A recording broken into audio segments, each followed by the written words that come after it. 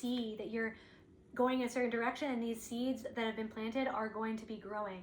That you were forged in fire. They're seeing that the you that you are now was forged in the fire that they lit. That they had you strung up like a freaking witch. It was like a witch hunt. It's like they burned you at the stake. And then they literally have seen you like resurrect yourself. That's what's happening. And they're absolutely like in, I don't know, they're in a wasteland of absolution. And it's like the knowledge is right there in front of them. But to get that knowledge, they'd have to go inward to face something that's going on this rickety ship that's like sailing like kamikaze style through the freaking ocean. Welcome back to my channel, Soul Portal Oracle, and to another general reading on the collective energies. Remember to take what resonates and leave the rest. If you're new here, my name is Celtae. I'm a soul practitioner and I will be your reader today. If you are my soul family, my beautiful subscribers, I love you guys so much. Thank you so much for your love, support, likes, shares, and comments, for hyping this video as well. I'm sincerely grateful from the bottom of my soul for each and every single one of you guys. If you want to book a personal reading with me or any of my other services, you can go to celtaecreatrix.com. Without further ado, calling on spirit, please allow me to channel what the viewer needs to hear for their highest good and healing, and so it is. Thank you, spirit. All right, let's see what's going on.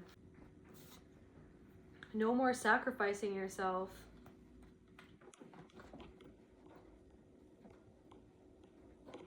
To be the mirror that somebody else needs to look into, to see something that's not even true.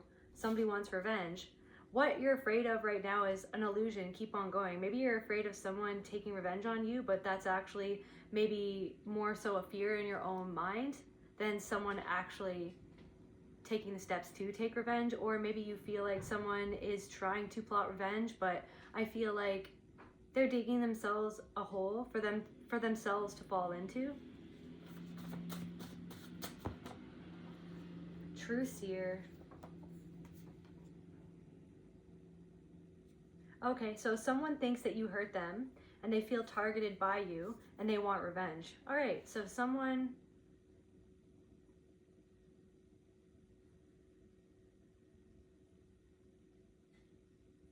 like, instead of mirroring this person, it's like you became the mirror that mirrored this person back to themselves and how they were acting by walking away from them. I feel like you had to walk away or you had to say something. I feel like you left somebody behind.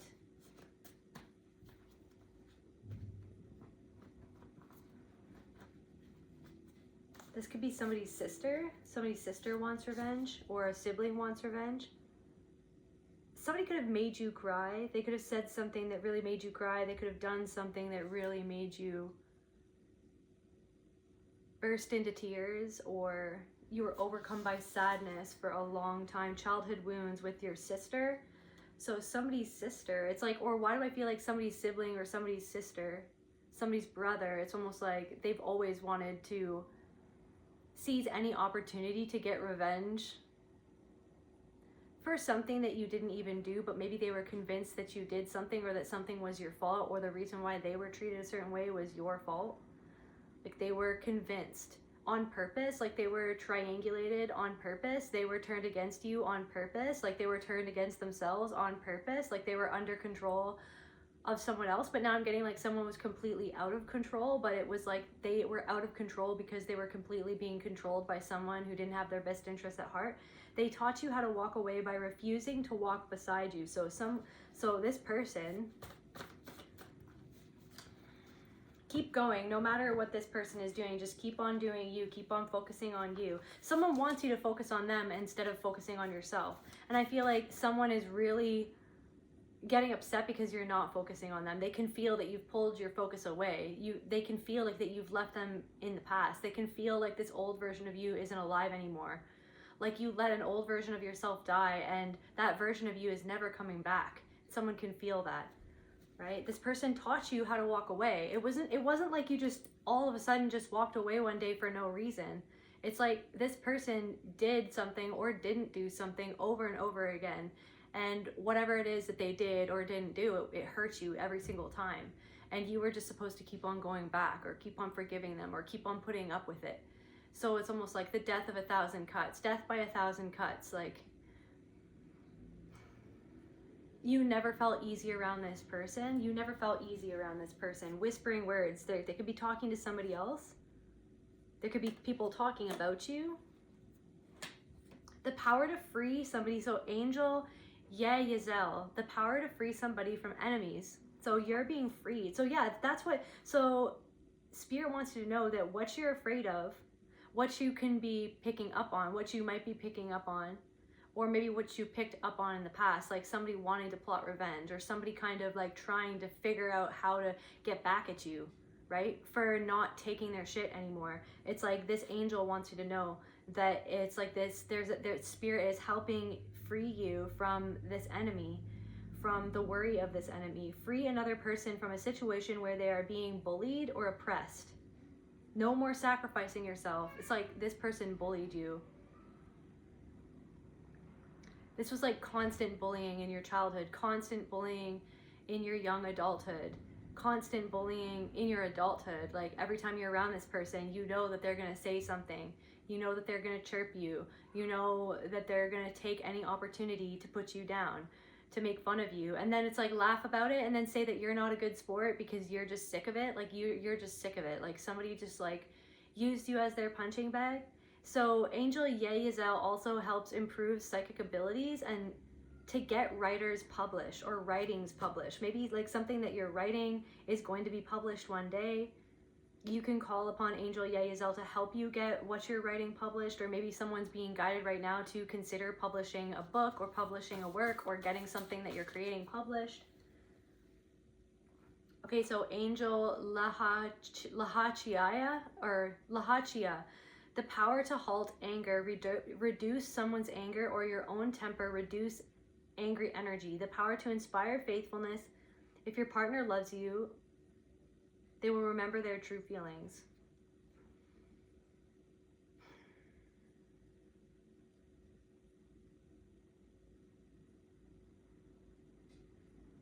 Somebody can't get a rise out of you anymore. Somebody can't make you angry anymore. You're detached from this person. Like this person feels that you've completely detached from them.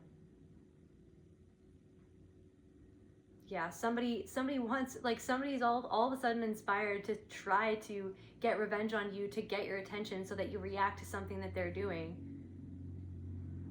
Somebody wants your reaction. Somebody's trying to plot a way to get a reaction from you to hurt you because you walked away from the fact that they were always hurting you. But now that you've walked away and you're not entertaining, you're not mirroring a better version of themselves back to them by keeping your mouth shut about what they did, or putting up with something that they always got away with. So it's like someone feels like they have the right to feel hurt by you walking away. Like this could even be somebody that you worked with, or somebody that wanted to be your quote unquote friend. It's like, or someone who wanted to be quote unquote a part of your community. It's like this person, you saw right through, truth seer, you saw right through what someone was doing and what someone was saying to get a rise out of you, to make you feel beneath them, because this person was very insecure. I'm getting someone that like maybe you worked alongside this person and they were so competitive with you, like you showed up and you wanted to be supportive of them and what they were doing, and you were being kind, you put your best foot forward, and then this person was so cold and cutting, and it's almost like this person was acting like that you were trying to compete with them, or you were trying to take their spot when you were just trying to be in the spot that you were in and be yourself in the spot that you were in. But this person, it's like what this person really disliked about you, for like different messages for different people, but what this person really didn't like about you was that you could just hold your own and that you were actually confident at something that you were doing. Whereas this person struggles with self-confidence. This person struggles with insecurity. Like this person struggled with feeling insecure at something that you were actually confident in your ability to do whatever it was that you were doing. And because they felt insecure,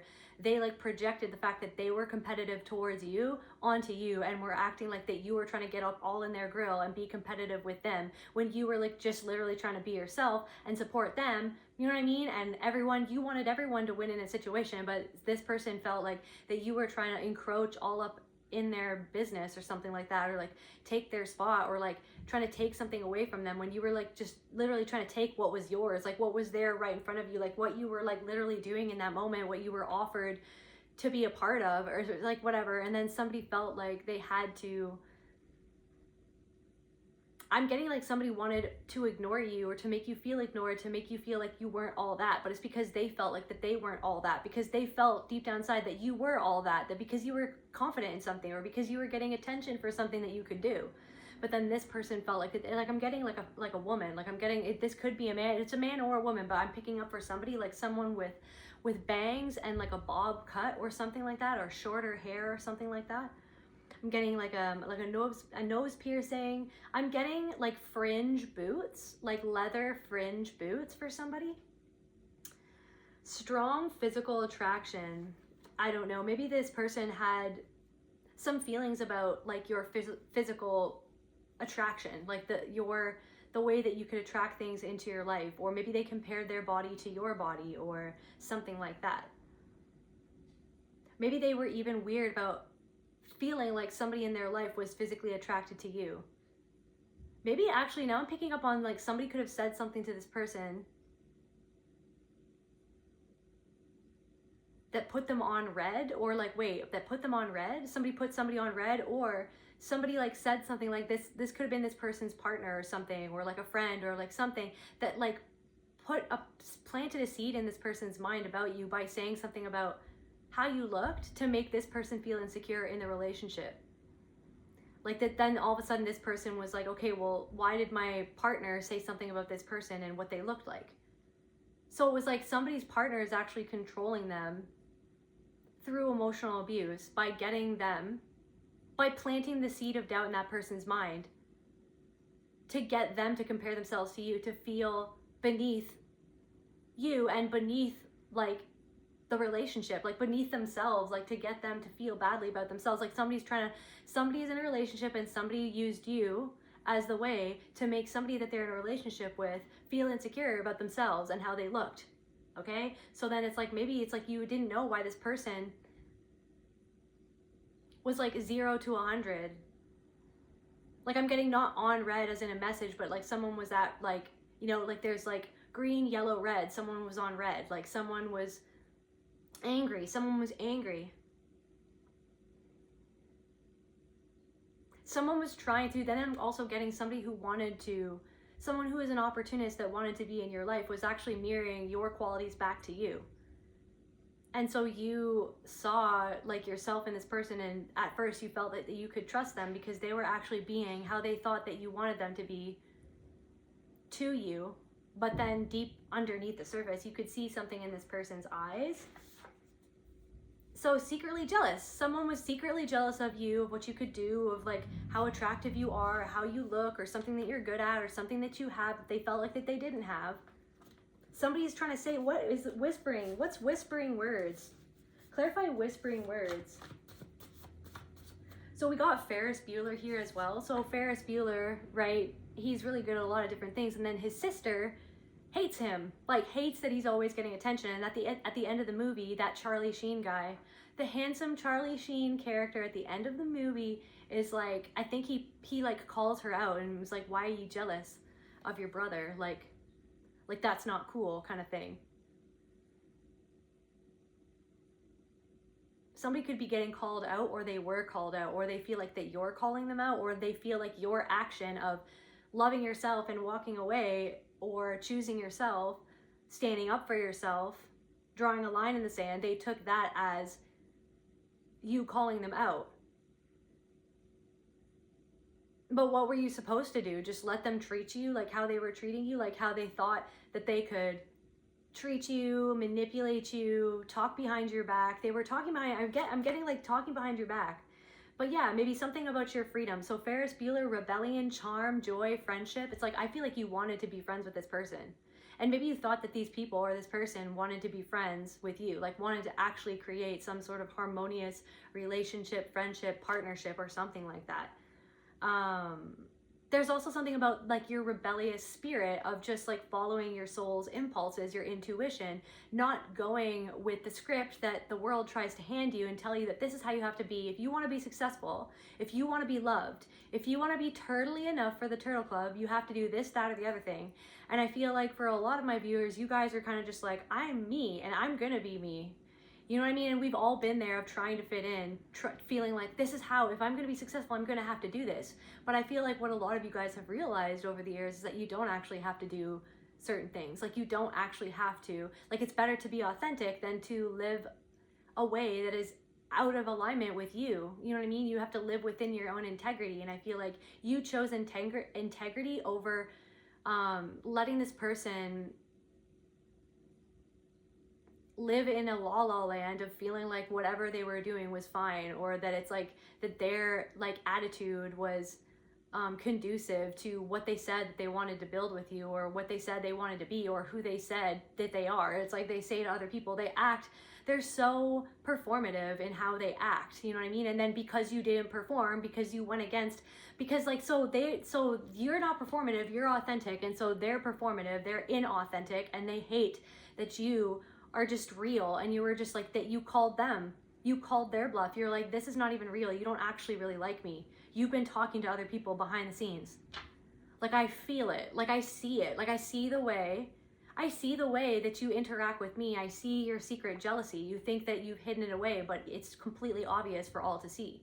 But in a sense, it's like this person was in your life to reflect back to you, maybe a part of yourself that you were grappling with, where you felt like, you know, sort of like seeing other people have something, and then that jealousy or that envy or like those, it's actually, those feelings were actually indicative of and pointing towards these beliefs that were not actually serving you, that were actually conditioned and or indoctrinated into you by a way of thinking and a person who wanted you to think a certain way about yourself and about life, to keep you trapped in a certain experience, that person was in a hellish loop experiencing that again and again and again and again.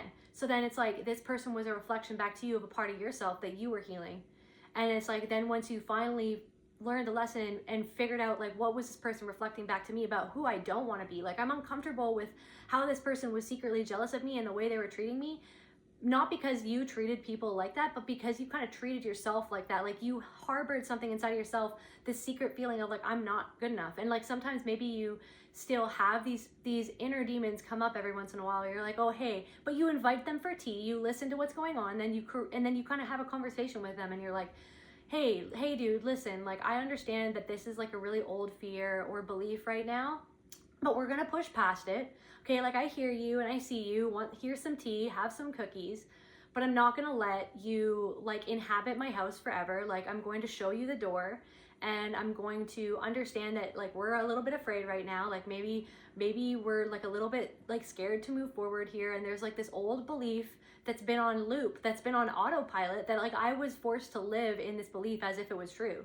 But it's like you realize that something doesn't have to be like that. You don't want to have to live like that, that you don't have to be jealous. It's normal to feel that, but it's not normal to like live in that, but someone's living in that. And I feel like you stopped yourself from doing things for many years because you had this fear of like how other people were going to treat you. People like this who treated you a certain way for shining, who treated you a certain way for being good at something, because of their own secret jealousy, their own secret envy, their own secretly held beliefs that were actually going against themselves, against their spirit. Also, someone's partner like makes someone feel like crap by the way that they talk to them.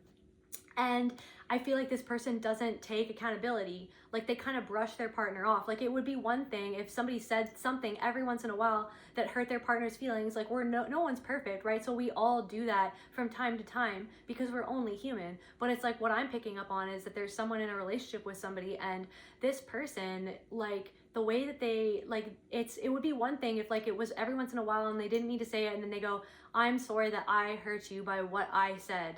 I am so sorry. I was projecting like something that's going on within me about how I feel about what I'm not doing or what I should be doing, or how I feel about something because of myself, and I took it out on you. I'm sorry that I made you feel that way. That's like a normal way. But what I'm getting is that somebody like does this over and over again. And I'm getting like someone like furiously washing the dishes, like furiously like washing the, or furiously cooking, like to distract themselves from how their partner is making them feel. Because it's like their partner is always like taking something out, and then when this person says like that hurt my feelings or I didn't like that, it's like this, the partner kind of brushes it off and goes like, you're overreacting, like that's not how I meant it. It's like completely invalidating their partner's feelings. And so it's like that's kind of like what you were dealing with this person, is like this person is actually jealous of the fact that like you could have a good relationship with another person, and or just yourself, that you've learned over the years through the school of hard knocks, right? Through the school of this infinite universe of learning, like this freaking earth school that we're on, you've learned that it's like, this is not like how I want to treat myself. And I feel like right now, a lot of you guys are breaking out of some sort of like thought pattern. You know when something is wrong. You're breaking out of something that it's like you've kind of seen this thought in your mind and you're like, I honestly am letting go of this. Like, I am not the person that I was last year. I'm not the person I was 3 years ago. Maybe you're comparing yourself to 3 years ago, but it's not even fair because you're better than you were 3 years ago right now. But it's like, you're like, I don't know, there's something about that where you're comparing yourself to somewhere where you were, maybe like somehow how you looked or something like that. But it's like, there's something where it's like you're kind of morphing into like a better version of you. Do you know what I mean? And it's almost like there was a way of looking at yourself that was actually a way that you were trying to control yourself. Like you were trying to control yourself to be a way where you could feel safe. You're like, if I could just control this, and it's like, but then that consumed everything. Every part of you was you trying to control this one part of yourself or something, like about how you came across or how you looked or something. But then that was almost like enveloped everything else. Do you know what I mean? In your quest to maintain control of something instead of flowing. And I feel like you're starting to really flow, and you're starting to really just let yourself be yourself and understand that you're morphing into the version that you're meant to be right now, right here, right now, today. You know what I mean? In the next few months, like next week, like tomorrow, like you're meant to be who you're meant to be right now. And it's like you're always kind of fluctuating and improving, and you're taking 2 steps forward, 1 step back, like 1 step forward, 1 step back, 2 steps forward, 3 steps forward, 2 steps back. Like it's like you're kind of you really are transforming. And I feel like maybe even this person is secretly jealous of you right now. What is this person like?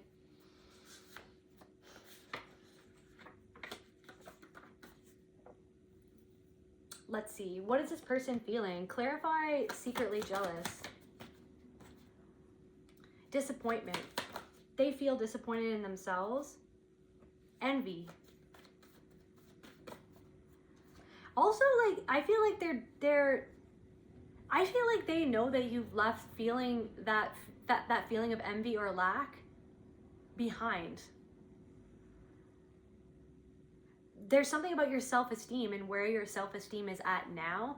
You're no longer mirroring back to this person, and this person can no longer mirror back to you the thing that you've actually healed inside of yourself.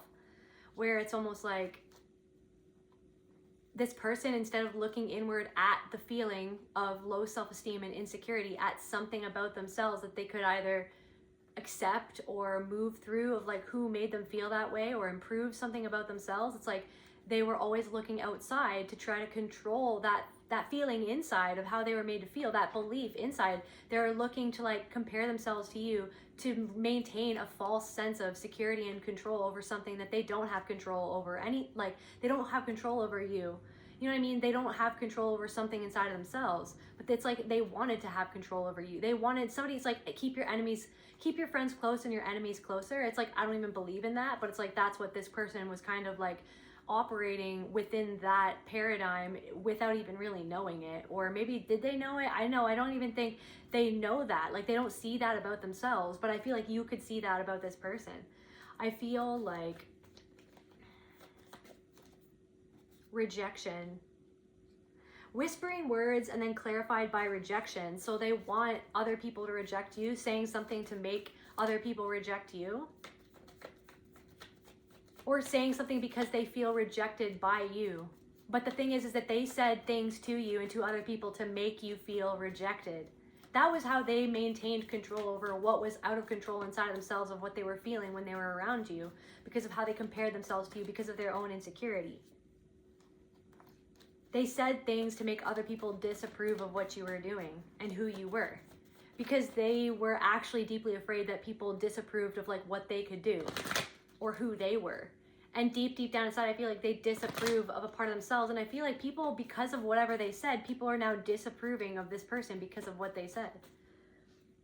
What did they say? Like, clarify whispering words, Spirit. Clarify whispering words. Okay, not here. Clarify whispering words. So that song that I sang at the beginning of the reading is, I think it's Ego Death at a Bachelorette Party. So someone could be experiencing some sort of confrontation with their ego, or confrontation with the unconscious part of themselves that's coming into consciousness.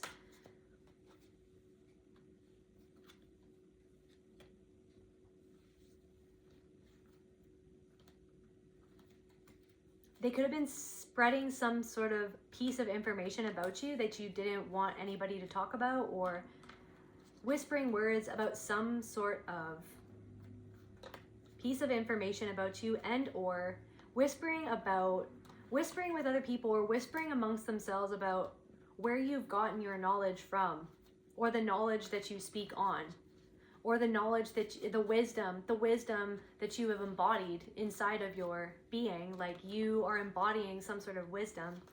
Or it's almost like, it's like, I don't know, I'm getting like, what did they do to get what they have? Well, one thing's for sure is that something that this person hasn't done, because I feel like they're comparing what they have to what you have, and they want what you have. So apparently you've done something that this person didn't do yet, just hasn't done. This person just won't do it, and they don't want to do it. They resent that you've done something first. Somebody resents that you've done something first. Somebody resents that you've done something without them. Or that you can do something that they can't do. But why do I feel like it's the thing that we always talk on. It's just like, this person had things that you didn't even have, had opportunities that you didn't have, had finances that you didn't have, had resources that you didn't have, you know what I mean? Had connections that you didn't have, had experience that you didn't have. So why, when you came out on the scene, why did this person feel all weird about you? Why couldn't they just be like, oh, that's another reflection of spirit, God, source, creator, consciousness, whatever you want to call it, being themselves? Because it's like they're in a state of lack or insecurity inside of themselves. And it's like they saw you as an enemy, they saw you as competition, and they wanted to get close to you to use something against you. They could have whispered about something where somebody had passed, or something that happened to you because of someone who passed. Whispering words to try to erase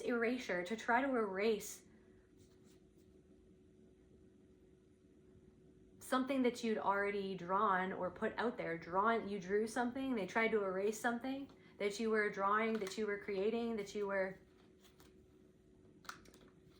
it's like you've drawn a line in the sand. They tried to erase it through what they've been saying, like to get back at you, to like, somebody wants to get your reaction. Somebody wants you to hear about something that they're saying, or somebody is hoping, somebody is like saying something without saying it. Like, somebody's posting something, actually inferring something, so in the hopes that you'll see it, but you're not even looking at what they're posting. You don't even check up on this person because you don't care, because you're not playing a game.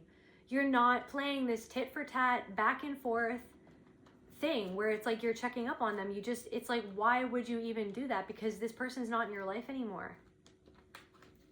Or it's like, because you're not falling into the pattern where they want you to be worried about what they're saying to other people, or what they're inferring by what they're posting, or by what they're saying.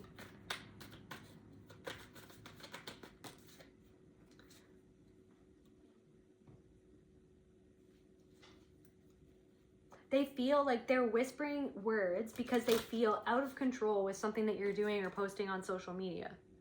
Too much information overload. Release the Kraken. You've released the Kraken. So they feel out of control. So they're trying to,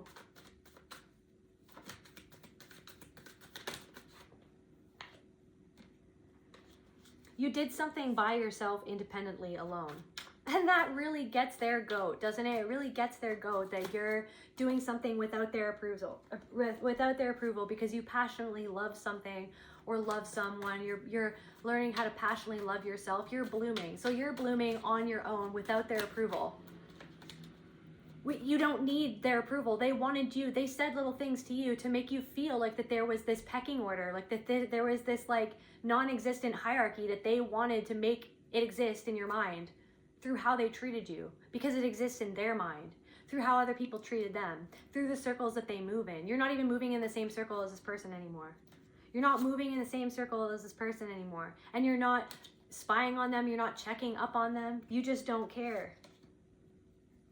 You don't wish them misfortune. You don't, it's just, you're just like neutral. You're just like, I don't, we're like, and because of that, because you just detached from it, that's why this person wants to somehow get back at you.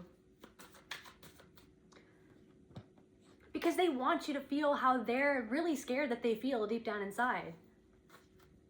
They want you to feel jealous. They wanted you to feel jealous. They are doing something to try to get revenge on you, to feel like you're missing out on something, or to feel jealous of them. Somebody is like, it's like, yeah, I'm getting, it's like, oh, okay, well, you're going to walk away. Okay, well, I'm going to go and do this. And I'm hoping that you're going to see it. And you're just like, I don't even care. So, yeah, like I hope that that works out for you, because the reason why you're doing it is out of spite, or the reason why you're doing it is to like run away from something that you didn't want to see within this interaction about yourself. I feel like the best revenge is living well. I feel like you don't even want to get revenge, but I feel like some sort of miracle is happening in your life.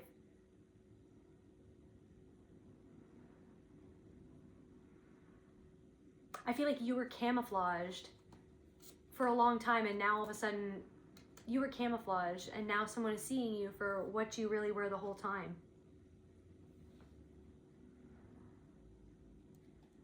Someone is still stuck in a performance, and you're freeing yourself and allowing yourself to be your authentic self and who you really are. You committed to yourself. You made an oath with yourself to be real, to follow your soul, to follow your own path, to follow what feels right to you, to follow your integrity, to be real, right? Up against all these people who weren't real, who didn't feel real. They felt insecure. They were all trying to compete against one another. There's something about like a whole group of people, they don't even like each other. They're all competing against one another. They're all performing. They're all just there with their masks on. And you were just there without a mask on. It's like we all have our masks, but there was like, you were there actually being yourself. Like you have this thing where it's like we all have the mask that we were forced to wear because of the abuse or the trauma that we endured throughout our life. But it's like there's something where you were at a place and you didn't have your mask on. You were just being yourself. And it's like that authenticity attracts people to you. And then this person got secretly jealous of that. Tell me more about this person. What's going on with this person or these people? Defying authority. Yeah, so back to the Ferris Bueller thing. Defying authority. Living in the moment and taking risks. So you took a risk and this person felt like they wanted it to fall. They wanted that risk not to work out. They swore and they talked about you behind your back saying that the risk that you took would not work out. And I feel like it's worked out for you.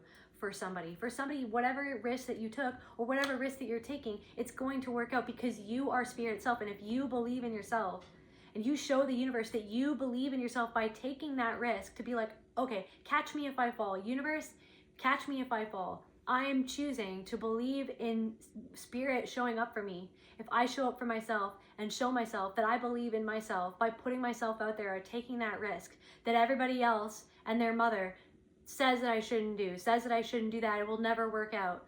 Oh, treats me like I'm not good enough, treats me like I'm not turtly enough for the turtle club because I'm not following their rules, or I'm not cool enough, or I don't have enough money, or you know what I mean, I won't let them use me more than they already did, right? Okay, so because you weren't their lackey or you didn't do everything that they wanted you to do, you know what I mean, then they like tried to ostracize you, tried to whisper about you to make you feel like you should just give up because they already gave up on you. These people are starting to wish that they never gave up on you. They're embarrassed. They're embarrassed at the things that they said. Tell me what they said. It's like they said all these things, defying authority. Who's their authority?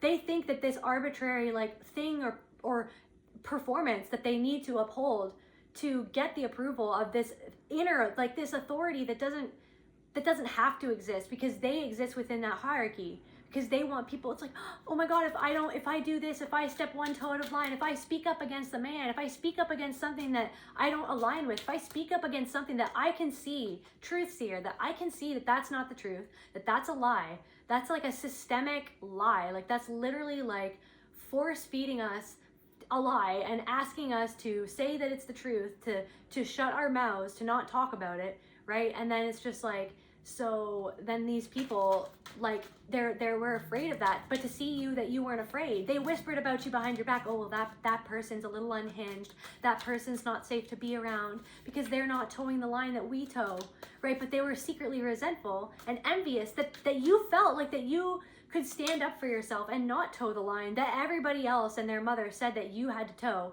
or else you would be ostracized, or else you would be kicked out, or else you would be bullied, or else you would be put down, or else you would be seen as crazy. But now something that you did, something that you said, right, a way that you were, it doesn't seem so crazy now, because now something is finally starting to pan out for you, that they whispered, they swore, right? They told everybody and their mother that you were going to fail at something, that something wasn't going to work out, that you weren't actually good at something, that you weren't actually intelligent, that you weren't actually all that in a bag of chips, but you are the bag of chips, you are all that, you are the Coke too, right? You're the freaking Coca-Cola that comes with the chips for 35 cents. That's way deep in the past, and I don't know what that came from or what that was, but yeah, you've completely freed yourself from the bind that they're still all bound up in a way of thinking about themselves and thinking about you. But it's like cognitive dissonance, right? Ego death at a bachelorette party. Somebody could be getting married or something like that, or like they saw you at a bar, or it's like, I'm the biggest star in this karaoke bar. No more shooting for the moon. No more chasing waterfalls, like somebody's already given up on themselves. Can we go up from here? Can we go up from here? But they see that the collective is going up in a way. That they see the collective is leveling up themselves. It's not that you're a level above anyone, you're just leveling yourself up. Past anyone's expectations of who you were. You're not in competition with anyone else. What is that even gonna get you? You know, okay, for sports, okay, cool, that's sports or whatever. But it's like, you don't have to compete with like the lives with somebody else. Like, you're your own person, you're your own fractal of consciousness. You are God itself in a meat suit walking around, right, with a human brain, with a human mind that's been inundated with all this programming telling you that you're basically just like a freaking useless creature or whatever that this world wants you to think that you are. Confirmation, like that you would never be able to do something, that you're never able to dream. It's like you can change your life at any moment, or your moment can come at any moment, at any time, at any given time, just so long as you're open to it, because you are God itself inside of you, right? And it's like how you believe or treat yourself inside of yourself, the world will start to reflect that back to you. So it's like you are spirit itself inside of your heart and your body, mind, and spirit. And if you go, you know what, I am open. And it's like, but then you sit with where you are right now and you're like, but my life isn't where I want it to be. But it isn't like that other person's life. But I'm not getting the same, whatever I see this other person is getting in my life. But it's like, that doesn't mean that at a moment's notice, something might change for you, right? If you just believe in it, if you just put your effort or your time or your focus into something that you want to happen in your life, it's going to happen on your own time, on your own terms, on the universe's terms, for you, with yourself, when you're ready. Maybe you're not ready for something. You weren't ready for something. Somebody judged you because you weren't where they arbitrarily thought that you were. But it's like, now you're completely different. You know what I mean? You're in a completely different like hemisphere right now as to where this person even is. Tell me about this person. Like, I'm getting somebody who like said things to you, to like, they treated you like not how like they treat other people. Like, they do treat other people like this, but they really treated you oddly. You know what I mean? And they did something to you to like try to make you feel in competition. And this is how they treat their kids. This is literally, so I'm talking about like a woman or a man who treats their kids, who triangulates their kids against one another by how they kind of raise them or treat them. And it's like, this person treated you like how they treat one of their kids. They scapegoated you in a group of people, and they chose someone else as the golden child, or as the one that they were going to defend, as the one, and it's like that person said something to you. It's like, so it's all this like family system stuff.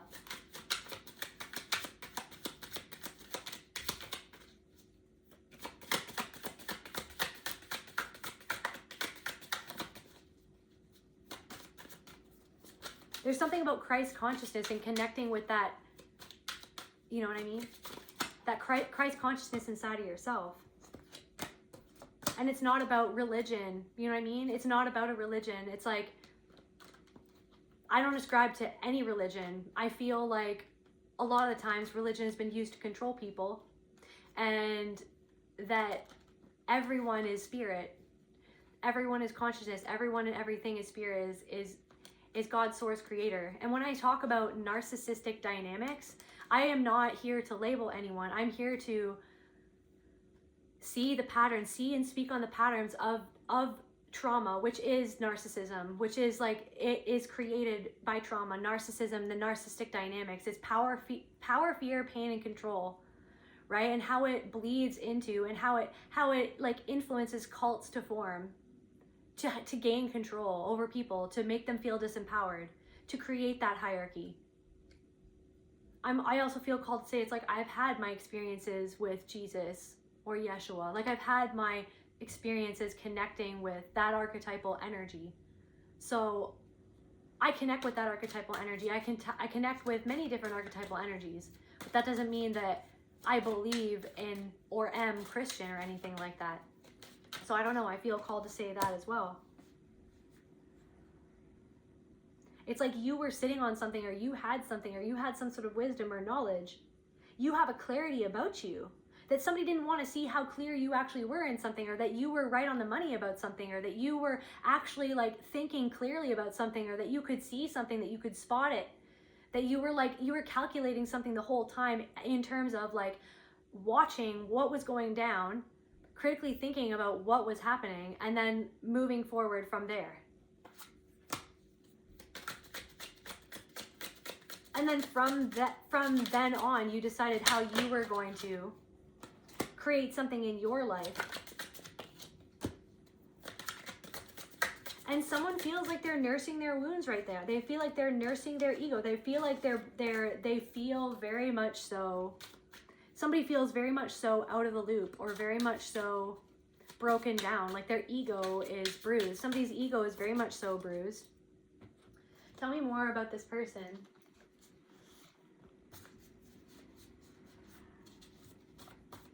And I think also, I feel called to say, it's like many different, I feel like all different religions have nuggets of wisdom within them, all those texts. But like, to me, it's like everything is God, everything is source, and there's nuggets of wisdom in everything. There's probably some sort of nugget of wisdom in my couch over there. Like, just like, I don't know, but the way that it's placed, or, you know, why it showed up in my life, like why it's the color that it is, or like, you know what I mean? Or, you know, there's in everything. And it's there in everything. It is you. Everything is a reflection of you. Everything is you pushed out.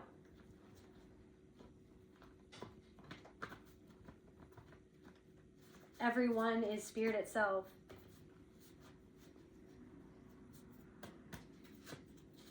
Everyone has their burdens to carry, right? Their cross to carry. Everyone has their cross to carry. And so it's up to them to see, like, why am I carrying this? Like, who put this on my shoulder? Like, what was this pain that was passed down, this ancestral pain that was passed down, that I've been here to carry, that I've been carrying it? Somebody doesn't even want to see what they're carrying. Somebody knows that they're carrying it, but it's like they don't want to see what it is, or where it came from, or to feel it. Or something like that. So it's like you really triggered someone's childhood wounds by healing yours, by feeling yours, by facing yours, by overcoming something inside of you that was left in there from your childhood, by what somebody did, maybe a sibling. It's like somebody treated you like how a sibling treated you, and you saw that in their eyes. That's the virus in this matrix, is that power, fear, pain, and control. That the dynamics that are all around the world are the same dynamics in every single cult, in every single narcissistic family system, in every single abusive situation. It's the same tactics. because it's about that, the pain, the fear of the pain that makes them want to feel like that they have more power, that they can control another person, to keep everyone in their place, to keep everyone in their hierarchy, instead of seeing and understanding that everyone is God itself, everything is God itself, and the power comes from within you. I feel like that's what you woken up to, and to see you embodying that power, it makes someone feel a certain way. It made someone feel a certain way, that you had sort of like this intrinsic access to it, even before you knew what was even going on, or even before you did whatever you've been doing in the last few months or the last few years.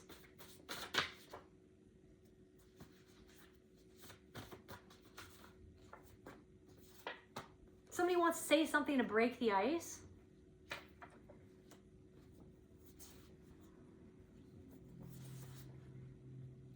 Something about Virgo. Sinister. Somebody is doing something. Somebody did something. They inverted the truth. Something about an inversion of the truth. Somebody like thought that they had more knowledge than you, but it actually worked against them. Whatever they chose to believe in their mind about who and what that they were and what they could do, but then they see you defying whatever they believed was the truth, because other people told them to believe that as the truth, that was the truth. That's what it was. Like somebody, like very much so, their religion is science. It's like, well, then that is the truth. That is the only truth. That is the, but it's like even science is like a way to decode the soul, which is everything.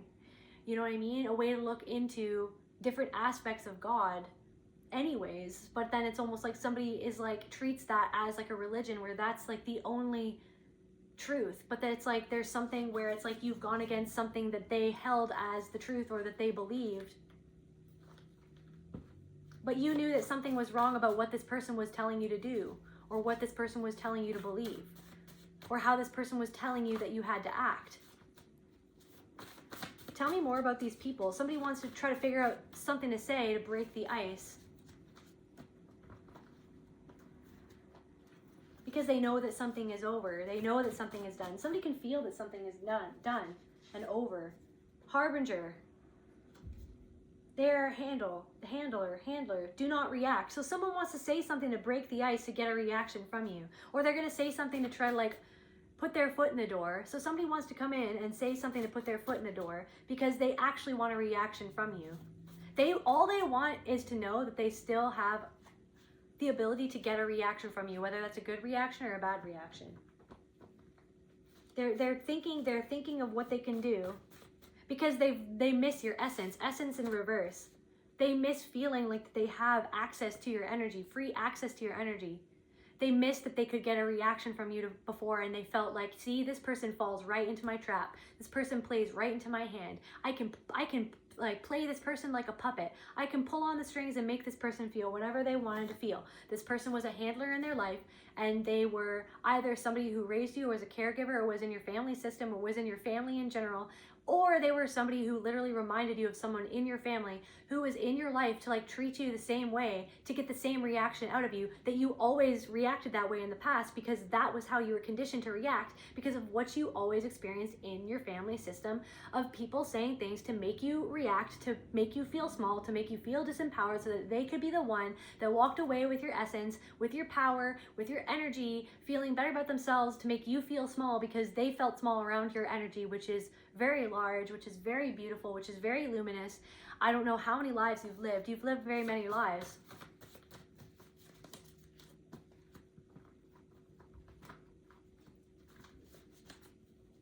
Tell me more about these people. What's going on with these people?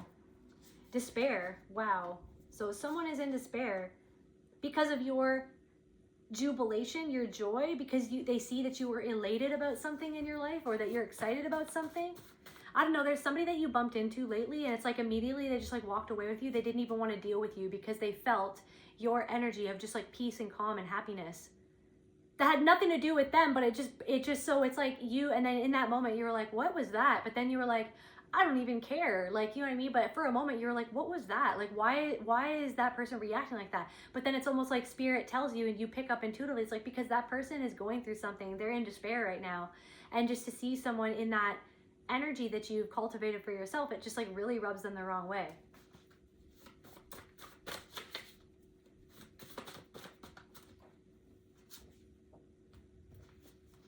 You are not alone. You are accomplished. You stand with the lineage of enlightened warriors behind you and supporting you. So you've got warriors, your ancestors who were warriors just like you, standing around you, behind you, and in front of you, protecting you.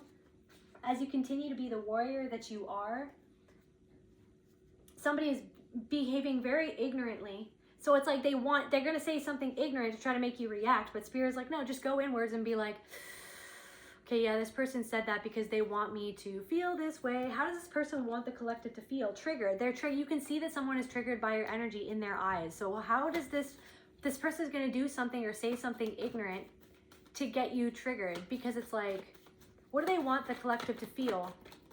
I'm getting misunderstood, but also blocked. They want you to feel like you're missing something. Triggering event. They want to trigger you. They want you to react. Because they feel your elation at something that's happened or how you're doing, or like that you can kind of just like enter a room and you can kind of just enjoy the moment. Somebody feels like that they can't enjoy the moment because they're always berating themselves in their own mind. And I feel like you can empathize with that because you once experienced that, and sometimes you still experience where you're just like, you're kind of beating yourself up, but it's like you've gotten to a point where you're starting to realize it's like, that's literally just working against me. You're not going to work against yourself anymore, but sometimes you are going to get triggered and you are going to go into a spiral. You're going to go into a CPTSD flashback, right? Where you start to feel this pain from the past at how you were treated in the past, because when someone's trying to trigger you by doing or saying something ignorant or unkind or cruel, just like how somebody in the past who should have loved you or been there for you or protected you didn't. They took every opportunity. This sibling took every opportunity to cause you pain, to cause you emotional pain, psychological pain. I'm getting social pain, like physical pain. Somebody wanted you to feel really badly about how you looked because it's like there was something about how your parent treated them or treated you. It's like they wanted that treatment. It's like, but they were pitted against you by your parent for someone. Like someone's parent pit you guys against each other because they were like, okay, divide and conquer. I can't have my kids being cool with one another because then maybe they'll turn against me and it'll be like, what is it called? Like mutiny, or what? Is that right, you guys? What is it called? Especially by soldiers or sailors against their officers. I don't know, somebody, and then a group of people thought that you were like, they saw mutiny in your eyes because you were just rebelling against the fact that they thought that they were better than you, that they could tell you what to do. And you were just like it's not that you were disrespectful. It's just that you were like, I'm a peer. You are my peer. Like you don't go into that energy, but it's like they felt so affronted by the fact that you just know what you are. You know what you're good at. It's just like they felt so threatened by you. So threatened because of their deep insecurity. And then that's what drives them to try to seek to have power over other people, to create that hierarchy, always competing against one another. They don't even like each other. There's a group of people, there's like a cult, like there's this cult, they don't even really like each other. They don't really like I don't know, there's a cult, they don't really even like each other. Somebody wants to say something to you. Somebody wants to like get their foot in the door acting like they're supportive of you, but then they'll say something ignorant to you to see if they can get you to react. Somebody just wants to get you to react. They're like, it's like, okay, I'll say something that's sort of, it's like, oh, I want to support you, but then I'm going to undermine you at the same time because I'm secretly jealous and envious and competitive of you. And so I have to, so someone's doing this unconsciously. Someone doesn't even know that what they're saying is actually ignorant. Like I said in another reading, breaking down an equation, 2 + 2 = 4. Yeah, we know that. That's nothing to do with what we're doing here. Anyways, so somebody wants to create anxiety within you, or somebody always, it's like that's where the anxiety came from. You were like, I'm always walking around on eggshells. Anxiety came out twice. This person could be feeling anxiety. They're despairing that they feel anxiety at the fact that they don't know what you're doing. They don't know what you're going to do next. We won't always know the answers, and that's okay. Someone wants the answer to something. Someone wants you to answer to them. Someone wants you to answer their question.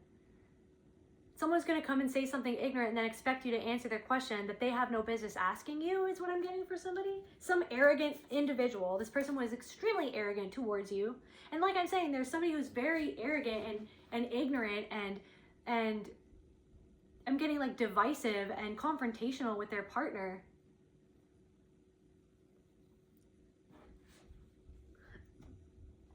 Confirmation burp.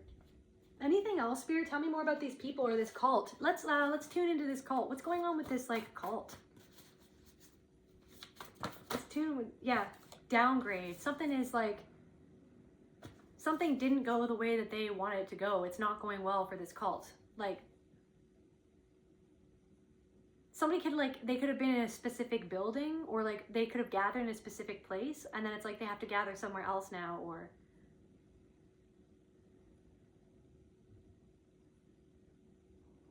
it's like somebody wanted someone to do something, and then it's like they didn't want to give you that opportunity. But now you don't even seek that opportunity. You realize that you weren't even supposed to be a part of that group, because you're not here to be beholden to another person for the power when you are the power itself. But they want you to think that you're not the power. They want you to think that you need to jump through their hoops to get what you want. They need you to think that you need to be whatever they want you to be, whoever they say that you need to be to fit in with their turtle club. You are a turtle, but they're saying you're not turtly enough for a turtle club. That's what I'm getting. You literally are a turtle, and they're snakes, and they're like, you're not turtly enough for the turtle club. And you're like, you guys aren't even turtles though. Why? Like, it's like they had like the mirage or like the performance of being a turtle. The tortoise wins the race. You're winning the race, and they're like, they feel like they're losing their control.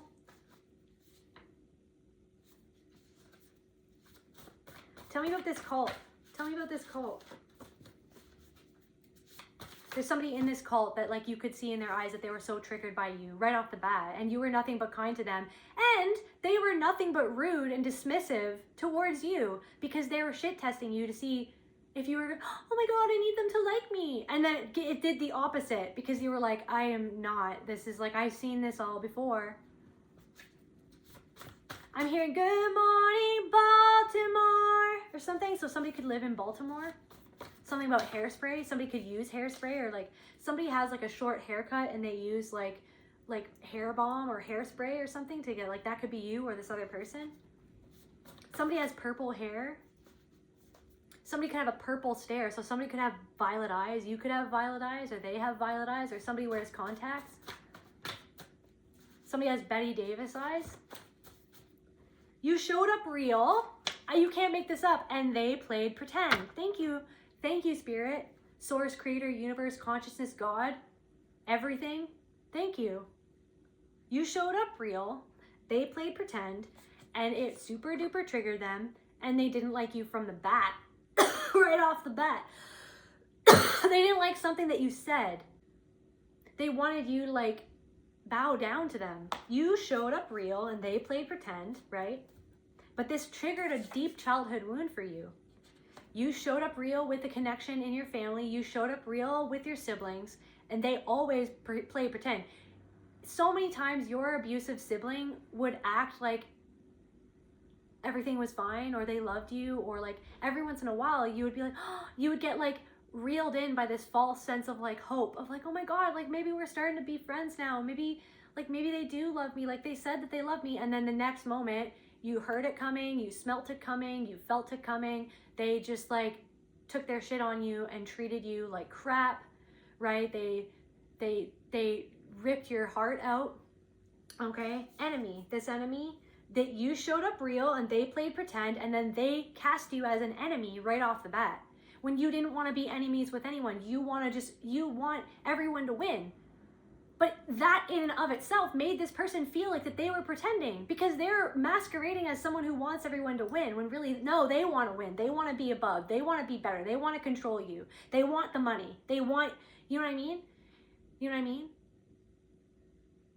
Something was all about that instead of like the actual service they were saying that they provided. Like I'm getting someone was like a grief counselor, and then it's like you were going through grief and then they didn't even care. I've experienced that. Someone who, like a dear friend of mine, like a father figure of mine, he took his own life and I was in grief, and this person who was a grief counselor acted like it didn't happen. They didn't care. They were so callous. It's like, that doesn't even make any sense. So that's a thing. So yeah, something about DoorDash again. So some sort of enemy. It triggered your childhood wound.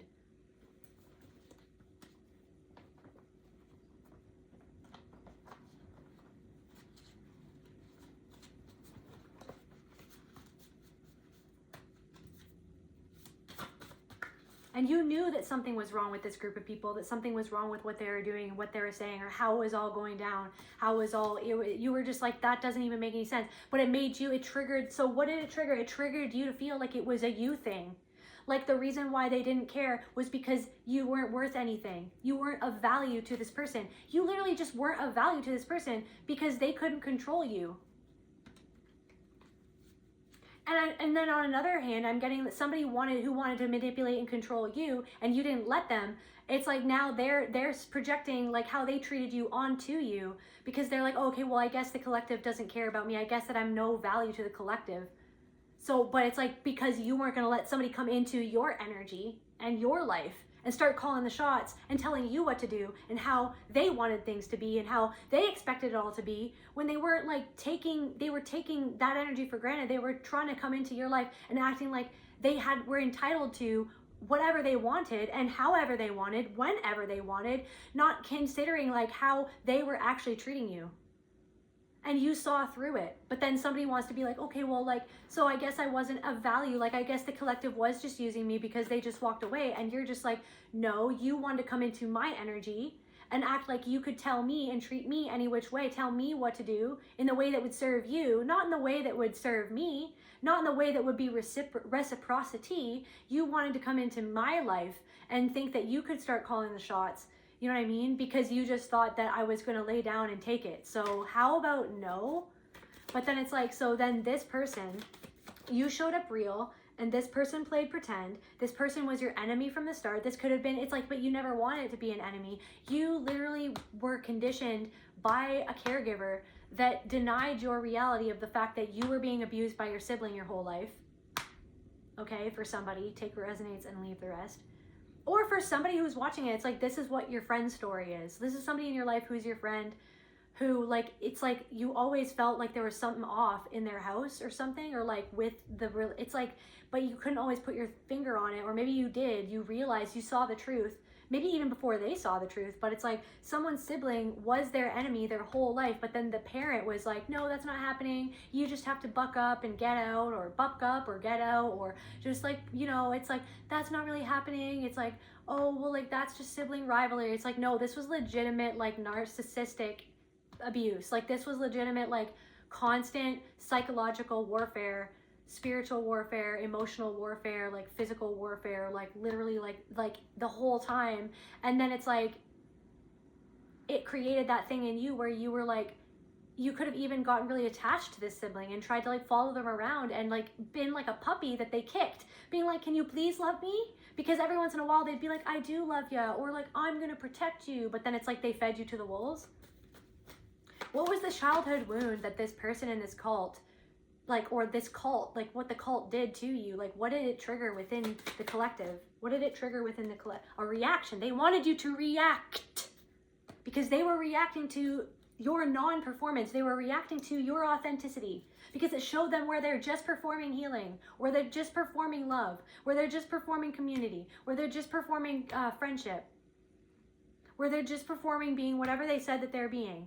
They were just performing, and you showed up and you were like, you did the work, and you continue every single day of your life, because that's what it takes to do the work inside of yourself, to be aware of what's going on inside of you and why, and what's going on outside of you, and what's happening, and what is it reflecting back to you. You do that work, and you did a lot of work, and it's like this person really wanted to like take out how they felt about themselves inside onto you, and they really wanted word to get around town about you, okay, to get a reaction from you. They wanted you to react. They wanted you to feel small. They wanted you to feel beneath them. They wanted your emotions. This person is an energy vampire. This person is a vampire, a vampiric person, okay? What is the childhood wound? Disappointment. They wanted to make you feel like a disappointment, that you disappointed them, right? When they were the one that was actually disappointing you. They blew something out of proportion for no reason. You could have even been going through grief, okay, at something that had happened, and then they didn't even take that into consideration, even though they were a grief counselor, or they were this, or they were that. But then they showed that they didn't care. Someone was like, I'm the biggest star.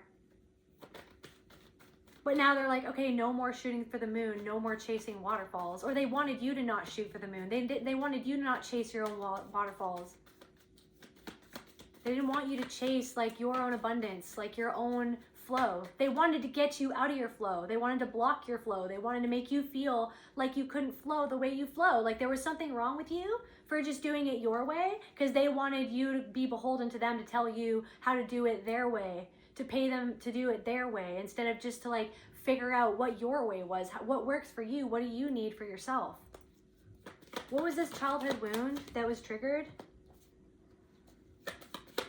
It triggered your resentment because you were like, why don't people like, so once again, you were like, why are they treating me like this when I put my all into something, when I really showed up kind and honest and true, right? In the name of truth that they say that they parade around as, but then in the name of a lie, this person and this people did something in the name of a lie to cover up the truth that you were standing in. What else was the childhood wound? Loneliness. They wanted you to feel isolated. They wanted you to feel alone. They wanted you to feel their neglect, their indifference. But now it's like they caught themselves, because it's like they're not indifferent to you. They try, but they're not. And that's the thing. Wasn't that they wanted you to feel like they were indifferent to you. But now that you're truly indifferent to this person, you've truly detached from this person, now all of a sudden they can't be indifferent because you're different. Because you're different now. How do they feel inside? How is the collective making them feel through their detachment? Because you're no longer giving them a reaction. You're no longer giving them that power over you. That's all that they thought, that they were going to have power over you to the end of time. But this is the land before time, bitch. And 3 horns don't play with long necks. I'm just kidding. Do you guys remember that? Do you guys remember that movie? Anyway, so like what? So yeah, what are these people in this cult, or this cult leader, or who the hell this is, like who did this to the collective? What are they feeling now that the collective, or that your sibling, or someone in your family, you're detached. You're like, I'm not giving you any energy, any attention. You don't live in my head rent free. Somebody can tell that they don't live in your head rent free.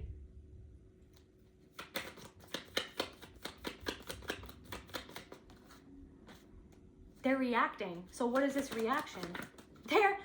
You're not reacting, so they're reacting to your non-reaction. Guilt. Aw, makes them feel guilty. They don't want to feel that they have anything to feel guilty for. Right? They don't want to feel that they have anything to feel guilty for, because that doesn't align with who they say that they want to be, or who they say that they are. When you feel guilty of something, you address it, you take accountability, you sit with it, you sit with where it came from. You go to the person, you say, I'm sorry. You'll do that. That's the work right there. You'll do that. That's what you do. That's what you've always done. That's what you do to transmute that energy when you make a mistake, a human mistake, because you're only human. You're a part of spirit, and everything is spirit, but you are also human. You make mistakes. We all make mistakes. This person doesn't even want to see that they made a mistake. That's how up their own butt they are. What is this? They're dissociating. They're not even living. They're in despair. What is this reaction that they're feeling? A reaction to your connection with your soul. A reaction to another connection that you've made with another person, or connections that you've made. They're reacting to the connection to yourself, right? They used to be able to get you to react, to disconnect, to disassociate from yourself, from your soul, from your inner child. Your inner child was always reacting, right? And then dissociating from you. You've integrated that part of yourself back inside of your soul and your spirit.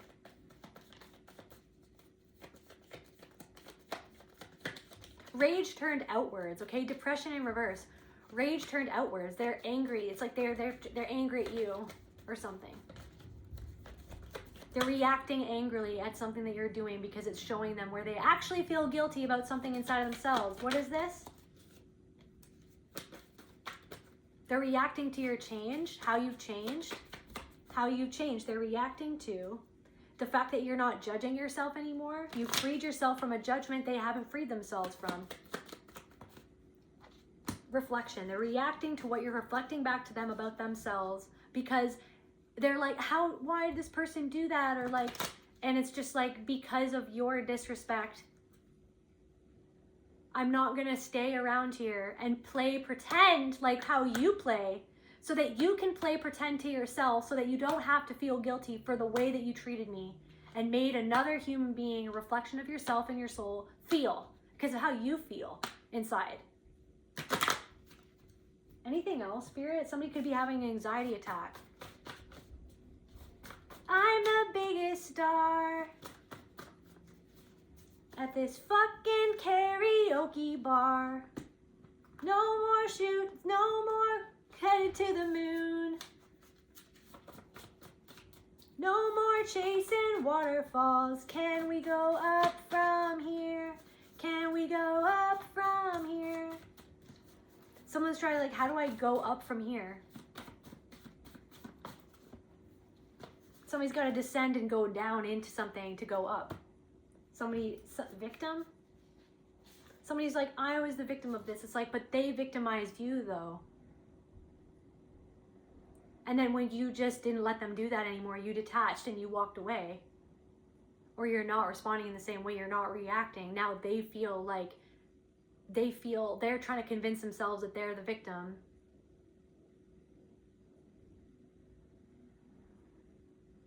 Because you took your power back. Clarify whispering words again, Spirit. Luminous rift. Whispering words about a luminous, like, crack. This cracked open, and then the light that's shining out. You're coming out of your shell. People are talking about how you're coming out of your shell and you're glowing. You're coming out of your shell. You're not avoiding something anymore. You're not avoiding something anymore.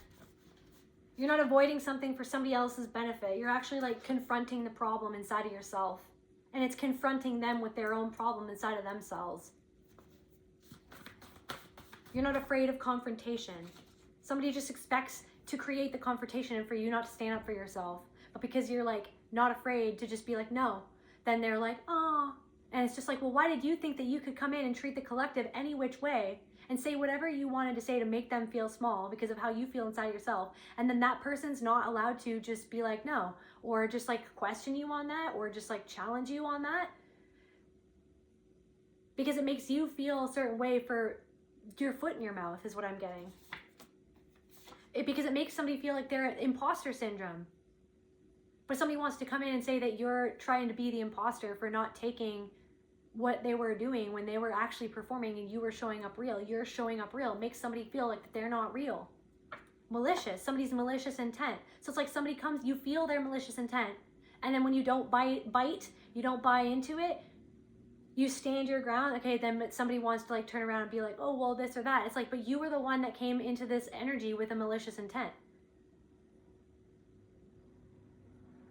But then because you're trying to Darvo, you're trying to deny your attack and reverse the victim offender to make yourself the victim, because somebody stood up to somebody was trying to say, I don't like that, how that makes me feel, or that doesn't seem right to me, that seems off, but then you want to make yourself the victim. This person wanted to make themselves the victim of what they did to try to make you the victim, to try to make you feel small, try to make you feel like an imposter, try to make you feel fake.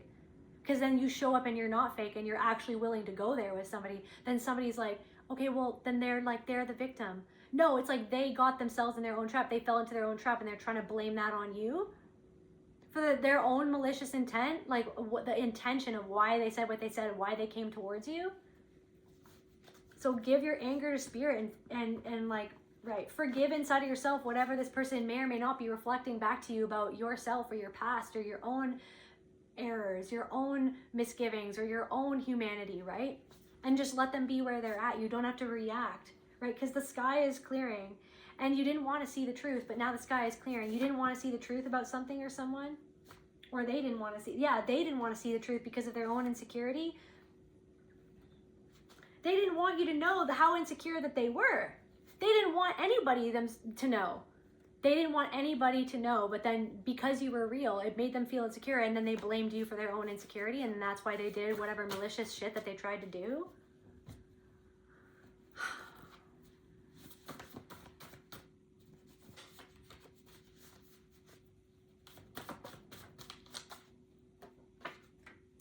You dreamed a dream, and that dream is going to be coming true. Somebody was the middle child, or the middle child was your handler, or somebody who like literally tried to keep you small.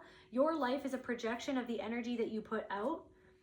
And I feel like that's what's happening. It's like, I don't know, abandonment masked as independence. If I don't need anyone, no one can leave me.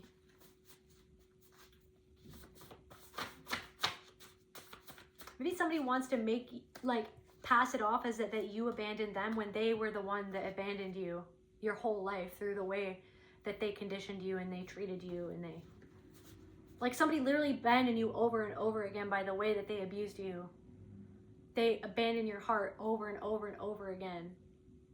They literally could have actually, like, physically abandoned you somewhere and fed you to the wolves and never apologized, never addressed it. They, like, sacrificed you.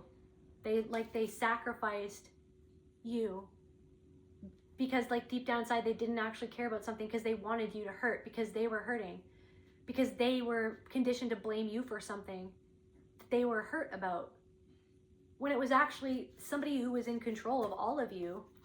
And I'm talking about your siblings and your family, who was the one that was, like, creating the circumstance for people to turn against one another, or who hurt the sibling who ended up hurting you, or somebody else, even like an uncle, or like somebody at camp. Something about camp, something happened to somebody at camp, and then it's like they took that out on you. This person or this sibling is extremely insecure. They're extremely insecure.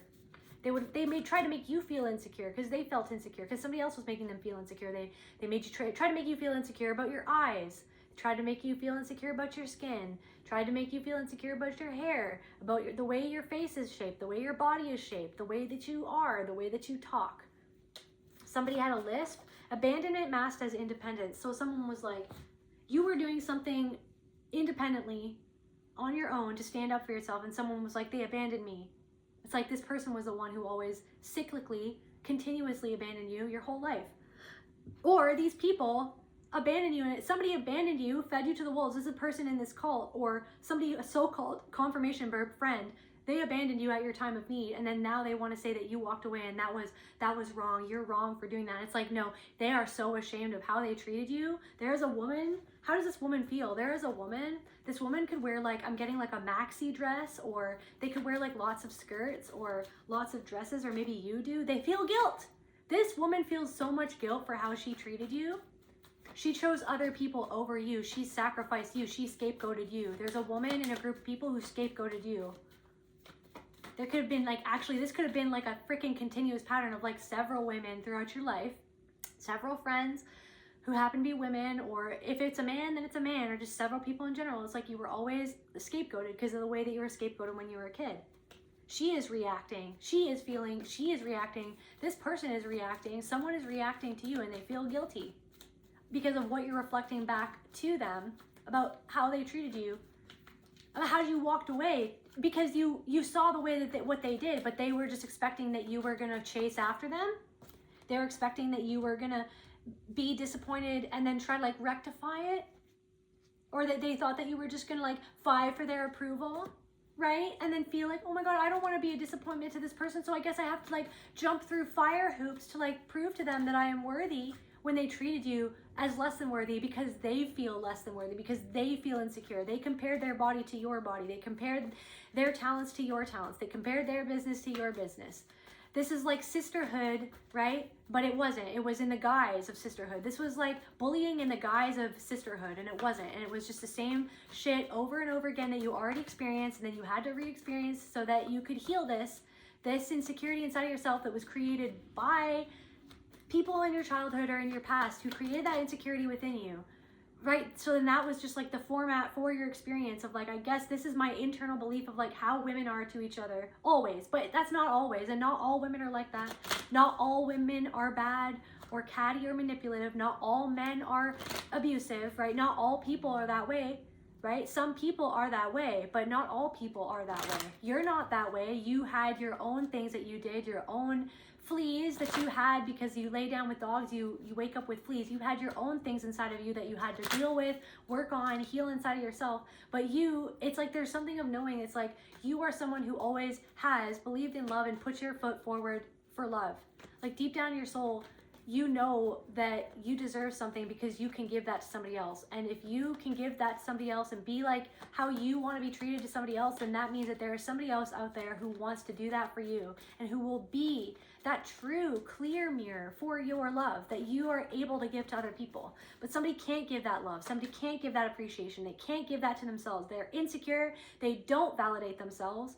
So they're seeking validation from people who are also seeking validation, who want to control them through lack of validation, through mistreatment, through subtle malicious behavior behind the scenes. And then it's like all of a sudden you just like, I don't know. You just walked away. You were like, this is just like a dumpster fire, and you just like walked away and they're still in the dumpster fire is what I'm getting. How does this woman feel? Like I'm getting there's a woman that feels something. Something about a farmhand. Farm boy, princess bride. I don't think that word means what you think it means. Again, giants. I've been channeling giants lately.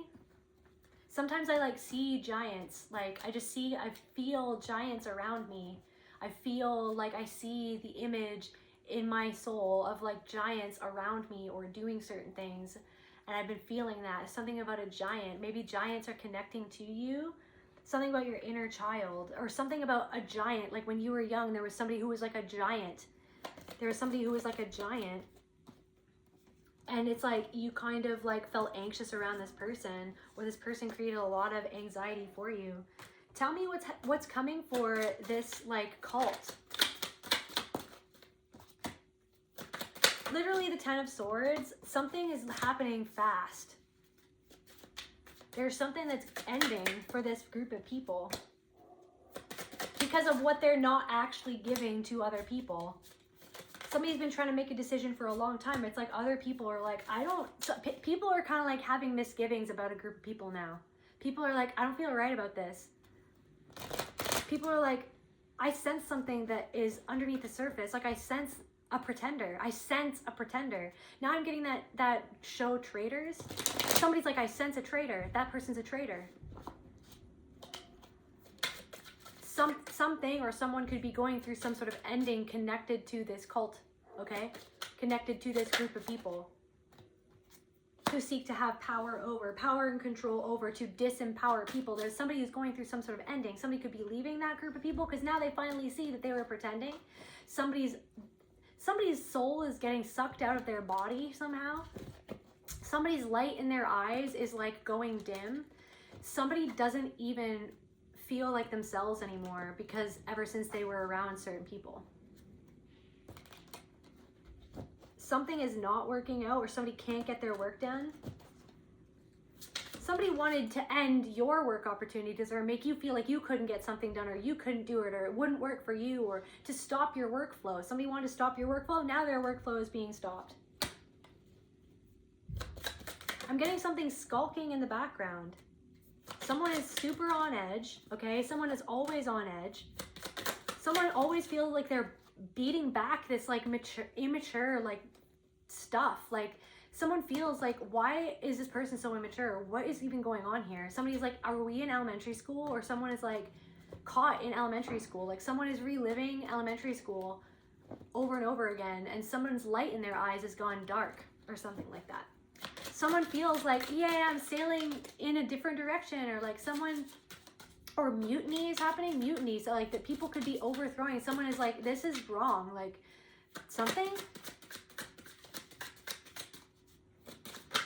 Someone thought that they were going to be able to move on from something, no problem, but they haven't been able to.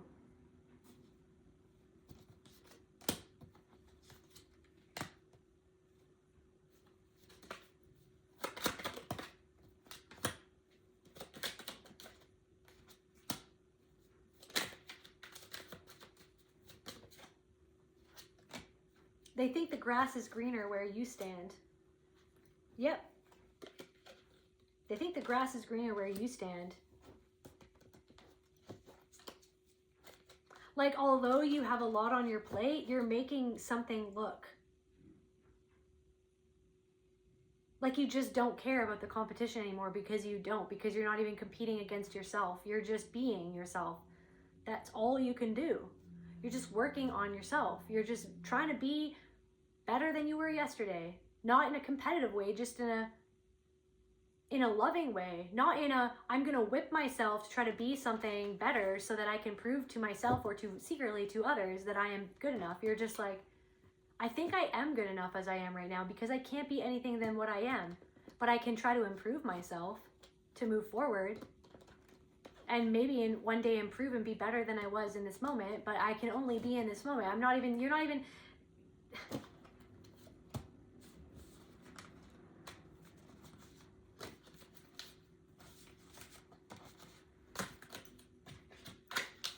how does this person feel right now in this group of people because of this like 10 of Swords ending, this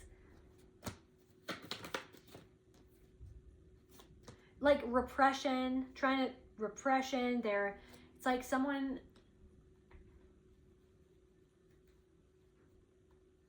staunchly trying to not see what is being reflected. They've dug their heels in. They're just in despair.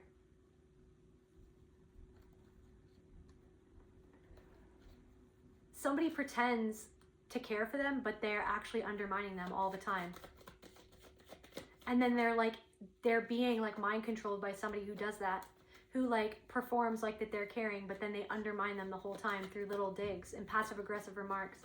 And it's like this person feels like they're under somebody else's reins, but they don't want to see that that's what's going on. But there's this like despair that's bubbling up to the surface, this pain of the pain of like where they've landed or where they feel like that they are, or like what's happened or what's come of something. Something never came of something. Someone was promised something, and if the promise is not being fulfilled, somebody feels totally disconnected from what they're doing or the people they're around. But they feel like they have to like perform like a puppet, like a marionette, that they're in a connection, like a real connection, but they feel like the other person doesn't actually connect with them, doesn't actually see them. They feel despair. Their inner child feels so disconnected from their inner child. They feel like stuck in a hellscape of their childhood with other people, because they really wanted these people's approval, and then that was the leash somebody put around their neck to control them with. And then little by little, like I'm getting like Chinese water torture or whatever, like drop by drop, it's like they're being tortured by somebody. One comment at a time, one look at a time, one snide comment at a time, one catty look at a time, one whisper that they hear, but they don't really fully hear, but they know that people are whispering, one whisper at a time, right? Their worth, their fear, they feel like their worth, like they fear that they're not worthy of what they have. They feel that they're not worthy. Somebody makes them feel in fear of not being good enough all the time, is what I'm getting. This could even be a person that they're like in a connection with or in a relationship with. They're starting to see that something about a connection that they're in is incomplete. They're starting to discern that something is incomplete, and they're just like, I feel stuck. I feel stuck. That's like literally what I'm getting. I feel pain. Like I feel stuck. Like I can't, like, but I don't want to see it. I don't want to see what the reflection is. I don't want to see like the way that this person treated me is how I actually treated the collective. Because then I feel guilt, because then I feel shame, and I don't want to feel that shame, but that's what, somebody has me in a leash of shame. Because I don't want to heal, because I don't want to turn inwards to reflect on what they're reflecting back to me, how they're treating me, and how I was treated like that to feel like this, that I fell into it again accidentally. Just like how you can empathize with that because you fell into some sort of thing like that. But then it's like you alchemize what this person reflected back to you about yourself inside of yourself, and you moved on.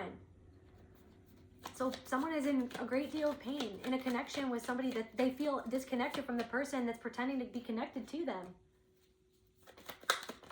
They don't want to see that they feel like that this is something that because they don't want anyone to know, so then they put on a brave face. But something triggered some sort of belief that made them sad about how they believe something about themselves, that they're a disappointment, but then somebody pretends like, oh no, I didn't want to be disappointed in you. It's like somebody's actually, I don't like this person that this person is with, or whoever this is.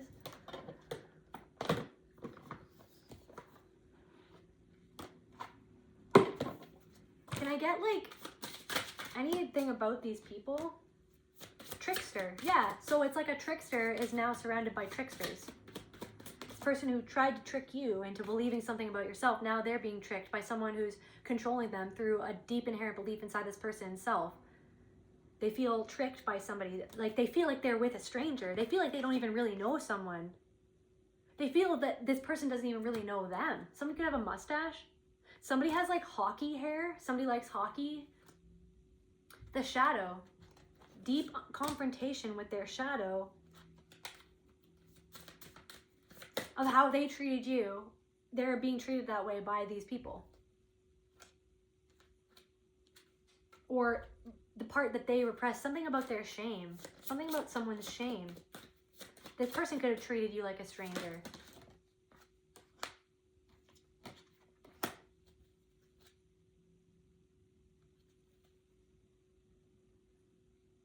I'm getting like an older man who's like acting like he knows everything, but he doesn't. Like that he's the authority on something.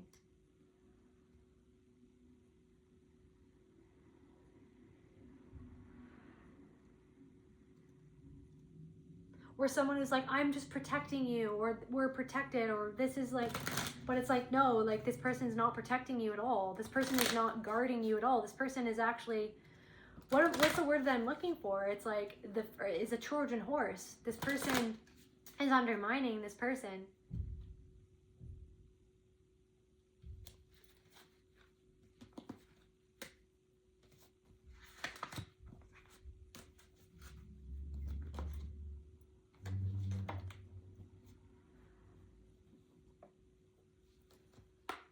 What's coming for this cult, or what's going on in this cult, or what do you want us to know? False promises. So people are starting to whisper that this cult, it's false promises.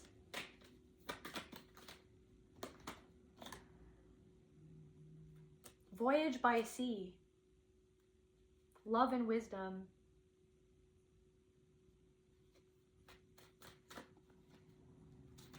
Unhappy voyage. Voyage by sea, unhappy voyage. False promises.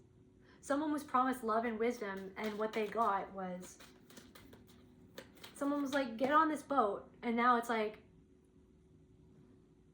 it's an unhappy voyage. Greed. Because something is all about greed. Someone was promised something, false promises. They were led astray by their own greed. Maybe that's why what influenced them to hurt you or throw you under the bus was their own greed. Spiritual troubles. Voyage by sea. Unhappy voyage. Greed. Spiritual troubles. False promises. And they're watching you receive divine blessings. Somebody who is an atheist, did I not mention that? Is watching you receive divine blessings. Some person who is like, someone is contemplating what they're seeing happen for you. Someone is contemplating something. How can I get this person to react? Prejudice, by saying something prejudiced. Or they're contemplating their own reaction. Why was I prejudiced towards the collective? Not because now I see the divine blessings coming in for the collective that believed in themselves and chose love over fear. That chose faith over the fear of failure. And it's like, and you failed many times, but you kept on getting up and you keep on going regardless of your failures. It's about how much you get up. It's about how many times you get up and keep on going. And even if you feel like you failed and you still haven't gotten up yet, it's about like eventually you're going to get yourself up and you're going to move forward. And then that's the moment the universe is going to be like, thank you for trusting me and trusting in yourself and choosing love over fear, right? Choosing to have faith in your soul and in spirit over choosing to listen to what other people are trying to say about who you should be or what you should do or how you should do it. Even if it feels wrong, they wanted you to pick something that felt wrong. You knew it was wrong. You knew something wasn't right. Fines and unfair costs. Somebody could be getting some sort of fine. Somebody could be going to court and it's like, wow, the fines are stacking up. Somebody has to pay for a lawyer. The fines are stacking up.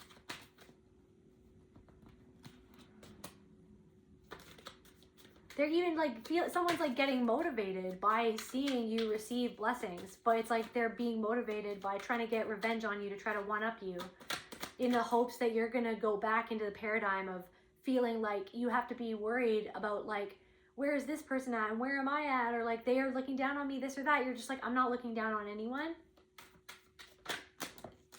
I'm choosing. Traitors and conspiracy. Traitors. Folly.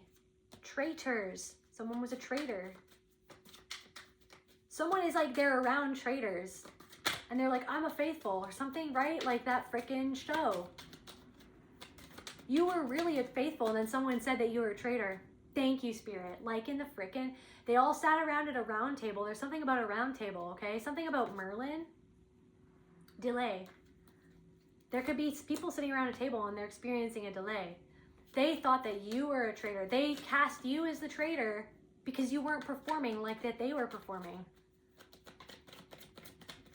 And it's so funny because in that show, The Traitors, where like they have to find the one person who is a traitor, who's pretending to be someone who isn't a traitor.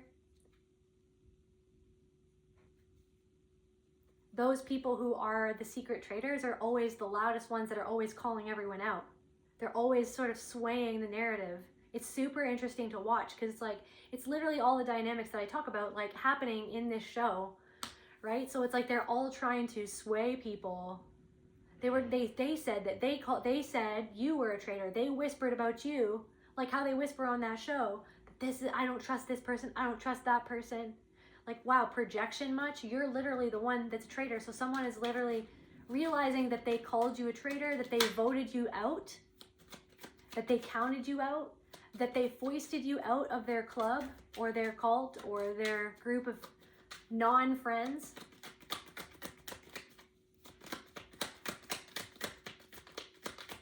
And so now someone is like, oh wow, this person, so someone is being unveiled as the traitor as we speak, that they always were. Immorality.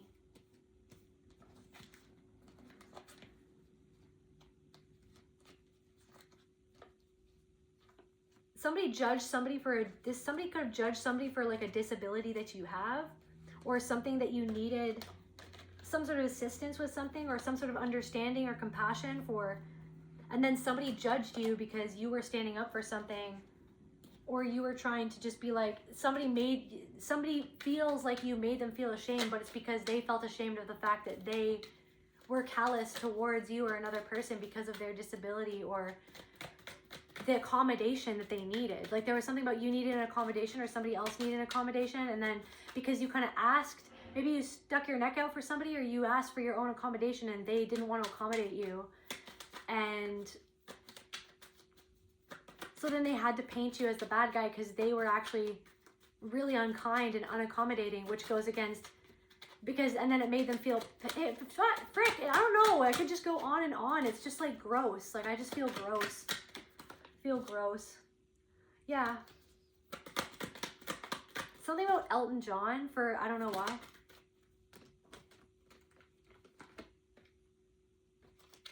Physical and moral imperfection, ingratitude. This person was not grateful for your presence or for what you brought to the situation. This person was like so ungrateful. They were so entitled. Because they fancy themselves so much higher than you in the freaking like non-existent hierarchy that only exists in their own mind and other people's minds. Spiritual troubles came out again. Spiritual communication. Their ancestors or their soul, the spirits that they connect, like their soul is trying to connect to them and other people's souls, or their spirit of their ancestors, which is also a facet of their soul as well, and your soul and everyone's soul and spirit itself, is trying to communicate to them about the fact that they're on the wrong path. Contemplation. Someone was like, what did I do? What did I do? What did I do? Scandal. What did I do? What did I do to create this scandal? to treat the collective like that they were the traitor when they were faithful. And now it's like, you were like, you know what? I'm not going to be faithful to you. I'm not going to be faithful to this group. I'm going out on my own. I'm going to have faith in myself, going to have faith in spirit, right? Affinity and friendship, going to be my own best friend. I don't need your non-friendship, your fake friendship. Your fake clique. It's fake. You're fake. You compete with each other. You had to scapegoat one person to feel powerful, like an elementary school child. There's something about their physical imperfections or their moral imperfections that they're contemplating. And there's something about your intellect that is making them literally despair, okay, at what they were a part of. Because somebody is now seeing that something was like a criminal enterprise, or something was like spiritually criminal, emotionally criminal, or like literally like a real criminal enterprise. And they're going through they did something that was like against the law, and now they're having some sort of fine, or they're having some sort of repercussion, and they're not experiencing divine grace. They feel like you're experiencing divine grace. You, because of your intellectual lucidity, that you made a right choice because you knew that something was wrong. So they're contemplating your intellectual lucidity. They discounted your intellectual abilities.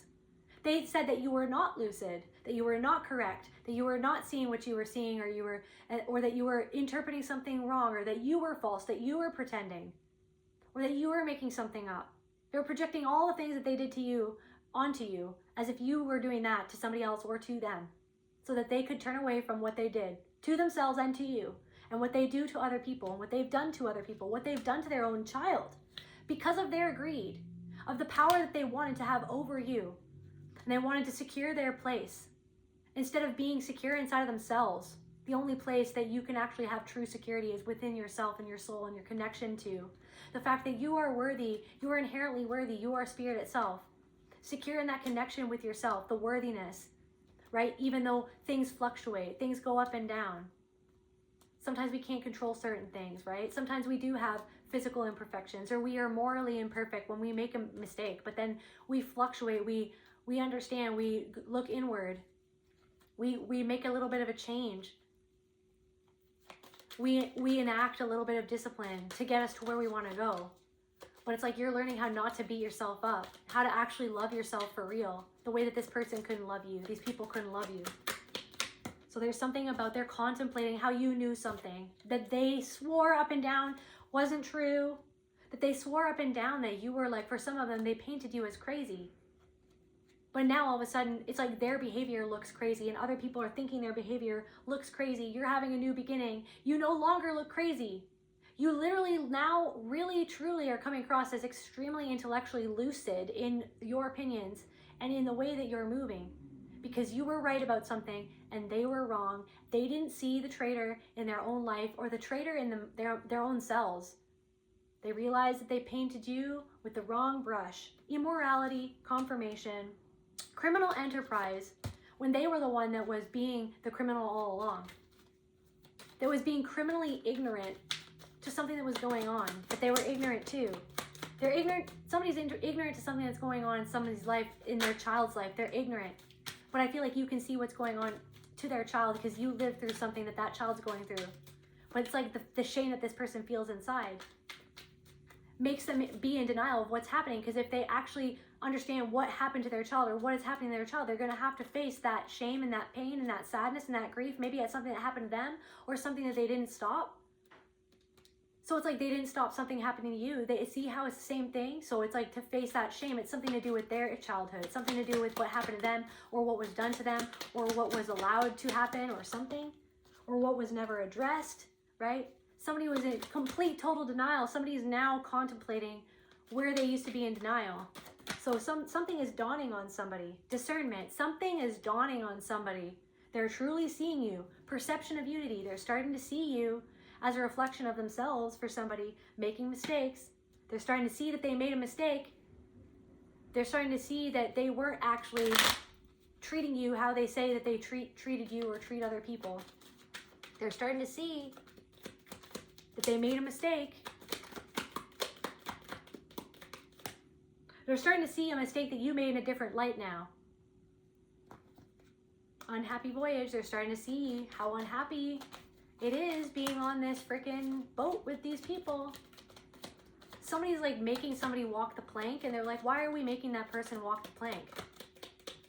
Why are we treating, so if you're treating that person like that, if you're talking about that person like that, then are you talking about me like that? That's what's happening for somebody. They want to rebel, but because of politics and their own ambition, it's like they're just like a religious conflict. They're like, I have to stay here even though I don't believe in it anymore, because I see the truth now of who these people are. But I feel like I have to stay here because of my own ambition, my own greed. I have to stay here now. So they're doing something blasphemous against their own soul because of politics and ambition. Any last cards for the collective? What's coming in for the collective? Self-love. More self-love. More self-love. Coming out of your shell. More and more. Movement into balance. Stripping the illusion. You coming into balance, you loving yourself the way that you're loving yourself, you coming out of your shell the way that you're coming out of your shell because you love yourself is stripping illusions for other people that they used to have about you. They felt so comfortable. Somebody can't forgive themselves. Somebody feels like their possibilities have dried up. Somebody feels like they're not learning a lesson. They don't want you to be the teacher. They don't want you to teach them a lesson. They wanted to teach you a lesson about hierarchy. They wanted to teach you a lesson about the ropes, about how things go, about who they are, who had the power. And you were like, the power is inside of me. The power is inside of you too. Why are you trying to play these games to manipulate me to feel powerless? The power is inside of everybody. Somebody is so resentful that they feel like that you're actually the one that spirit is using to teach them a lesson. Their soul is using you as their teacher to teach this person a lesson about themselves. They are literally using you to teach themselves a lesson, but they're so resentful. They fell into their own trap. They don't feel like there's any possibility for them to get out of something. That's what they feel.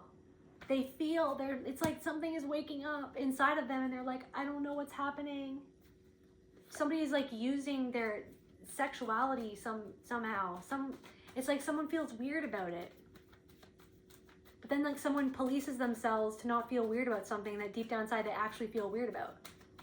Because somebody else has fed them the doctrine of what they should believe and how they should be and how they should act and how they should feel about something, when their soul was like, I don't feel good about that though.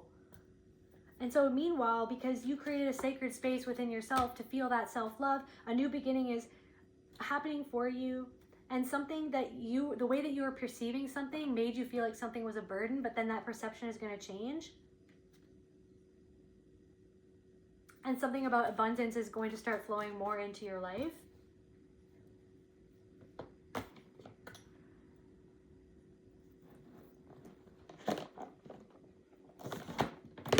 Any last messages for the collective? Any last messages?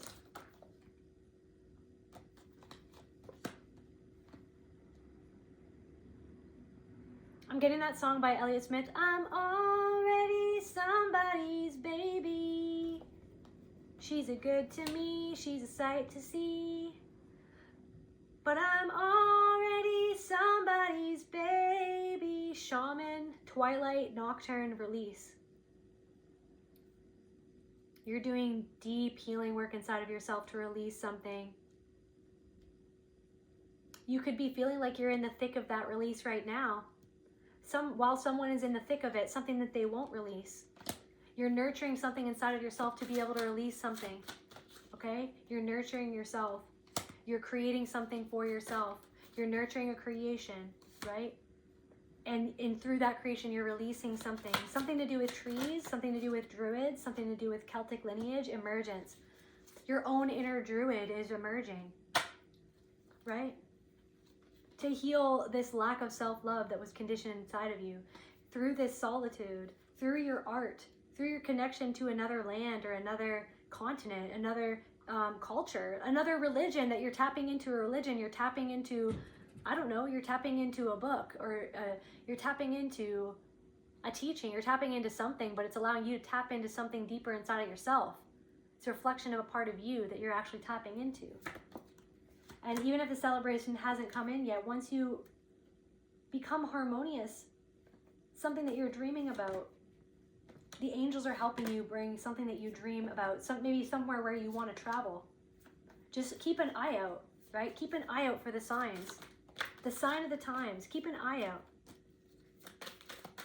And it's like I'm getting two women who are just watching this all happen. And they don't trust what they feel inside. They don't trust each other. They're in the dark time right now. There are two people who are in a dark time right now.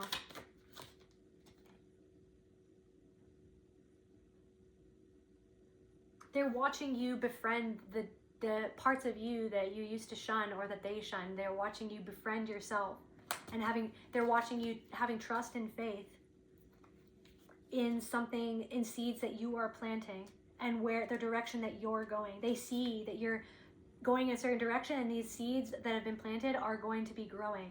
That you were forged in fire. They're seeing that the you that you are now was forged in the fire that they lit. That they had you strung up like a freaking witch. It was like a witch hunt. It's like they burned you at the stake. And then they literally have seen you like resurrect yourself. That's what's happening. And they're absolutely like I don't know, they're in a wasteland of absolution. And it's like the knowledge is right there in front of them. But to get that knowledge, they'd have to go inward to face something that's going on this rickety ship that's like sailing like kamikaze style through the freaking ocean. Like, I don't know, nobody knows who's steering the ship at this point. Like, even the person who's steering the ship is like, what's going on? Like, where are we going? Covenant of regret. What's going on? Where are we going? Why did I get on this ship? Literally. They took something for granted. They feel like they took you for granted. They feel like they took something for granted. They feel like they took their freedom for granted. I'm getting something about Scientology randomly. Getting something about the horned god or the green man or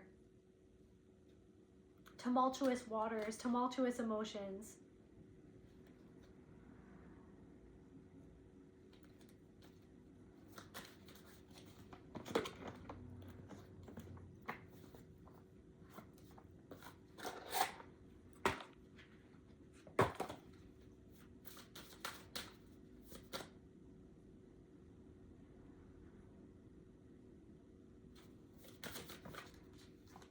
Closing a door, completion, because you're completing a cycle. You've completed this cycle. Like they're seeing that you've completed, it's like you're like not in the same cycle that they're in. You launched yourself off the ship. You're like, I'm not even gonna be forced to go off the plank. I'm just jumping. I'm jumping ship. I'm not doing this. And you're closing a door and you're leaving chaos behind you.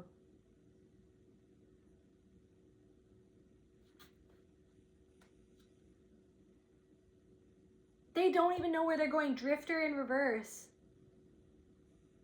That's them on the water, but it's like, where are we going? Lost compass. Where are we going? Getting back to integrity in reverse. What is going on? They're not in integrity. They're not in alignment with their own integrity. And they deep down inside know that. And you're aligned with integrity. It triggers them so much because they don't feel like they're in alignment with their own integrity. And there's things that are happening in their life that are reflecting that back to them. There are people who are in a lack of integrity doing things to them, reflecting them back to themselves. They don't know where they're going. They're drifting. They don't know where they're going, but they're going there fast. Their compass is pointing them in the opposite direction of integrity, and they're going that direction fast. Joy in reverse and fallen angel. Spiritual narcolepsy. Like, where are you? Like, you're looking into someone's eyes or you see them and you're like, where are you, though? Are you even in your body anymore? What is going on with your eyes? What is going on? Why are you, like, speaking like that? That's not even you. Radical acceptance. Protecting the future.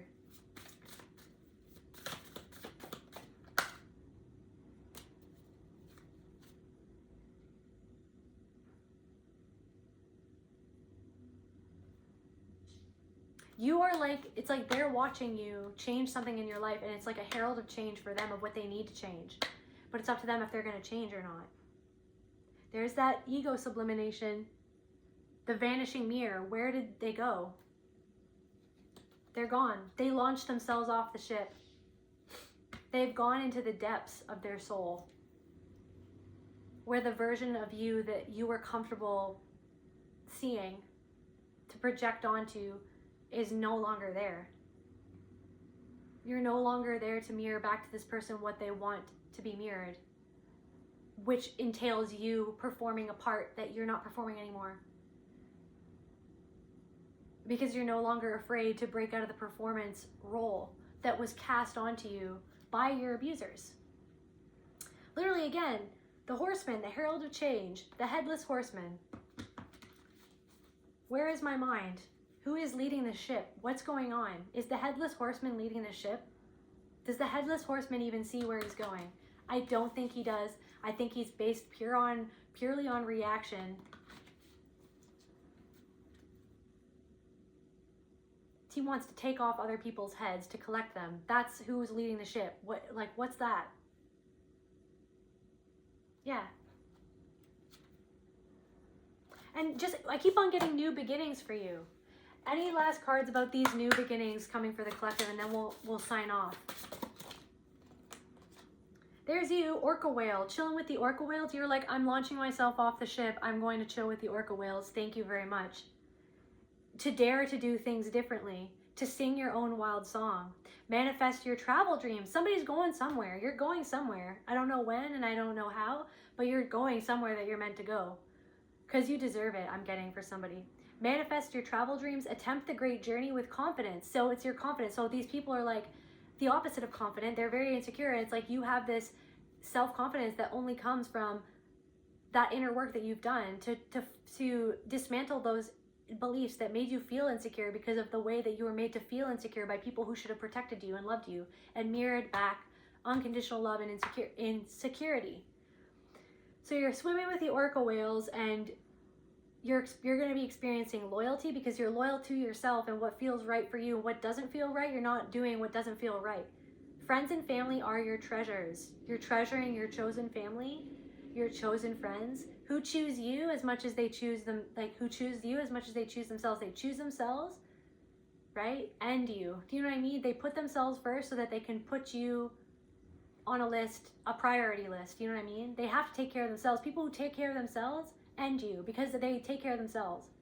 They do that inner work inside themselves so that they can show up for you in the way that you deserve people to show up for you, right? And you take care of yourself so you can show up for people the way that you would want to be shown up for, right? That's what's happening. You're being brave and you're more powerful than you know. I feel like these people see you in your power. You're more powerful than they ever expected. You're more powerful than you know, right? And the one last card here, dolphin. So you're chilling with orcas and dolphins. You launched, that's crazy. You launched yourself off the ship because you were like, I'm not chilling with all these like pirates. Even though I do have a soft spot for pirates and frickin' Jack Sparrow and stuff, like there's good and bad to pirates.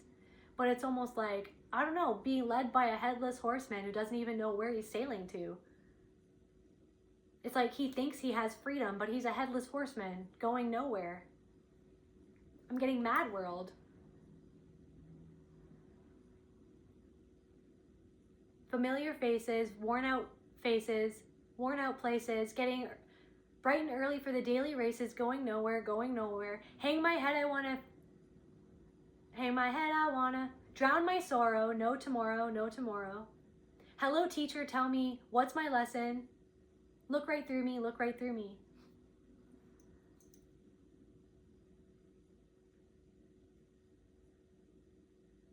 Somebody's looking right through you and they're not seeing you.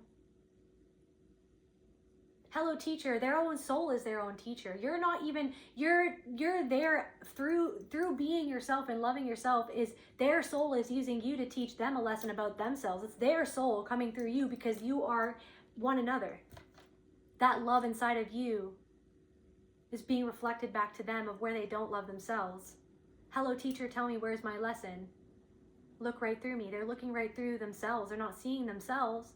They're looking through right to themselves, to you, and try to make you the problem of something that's going on inside themselves. So anyways, yeah, so you're chilling with the dolphins as well. You launched yourself off the pirate ship. You're like, I'm not being on this pirate ship. Swim in the happy joy of living. People are seeing you become more joyful, like I said, and they're in despair.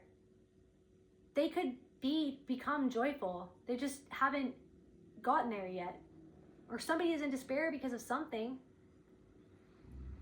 Maybe some people are just in despair that you're not in their life anymore. Or it's like there's something, it's like their own game has led them to despair.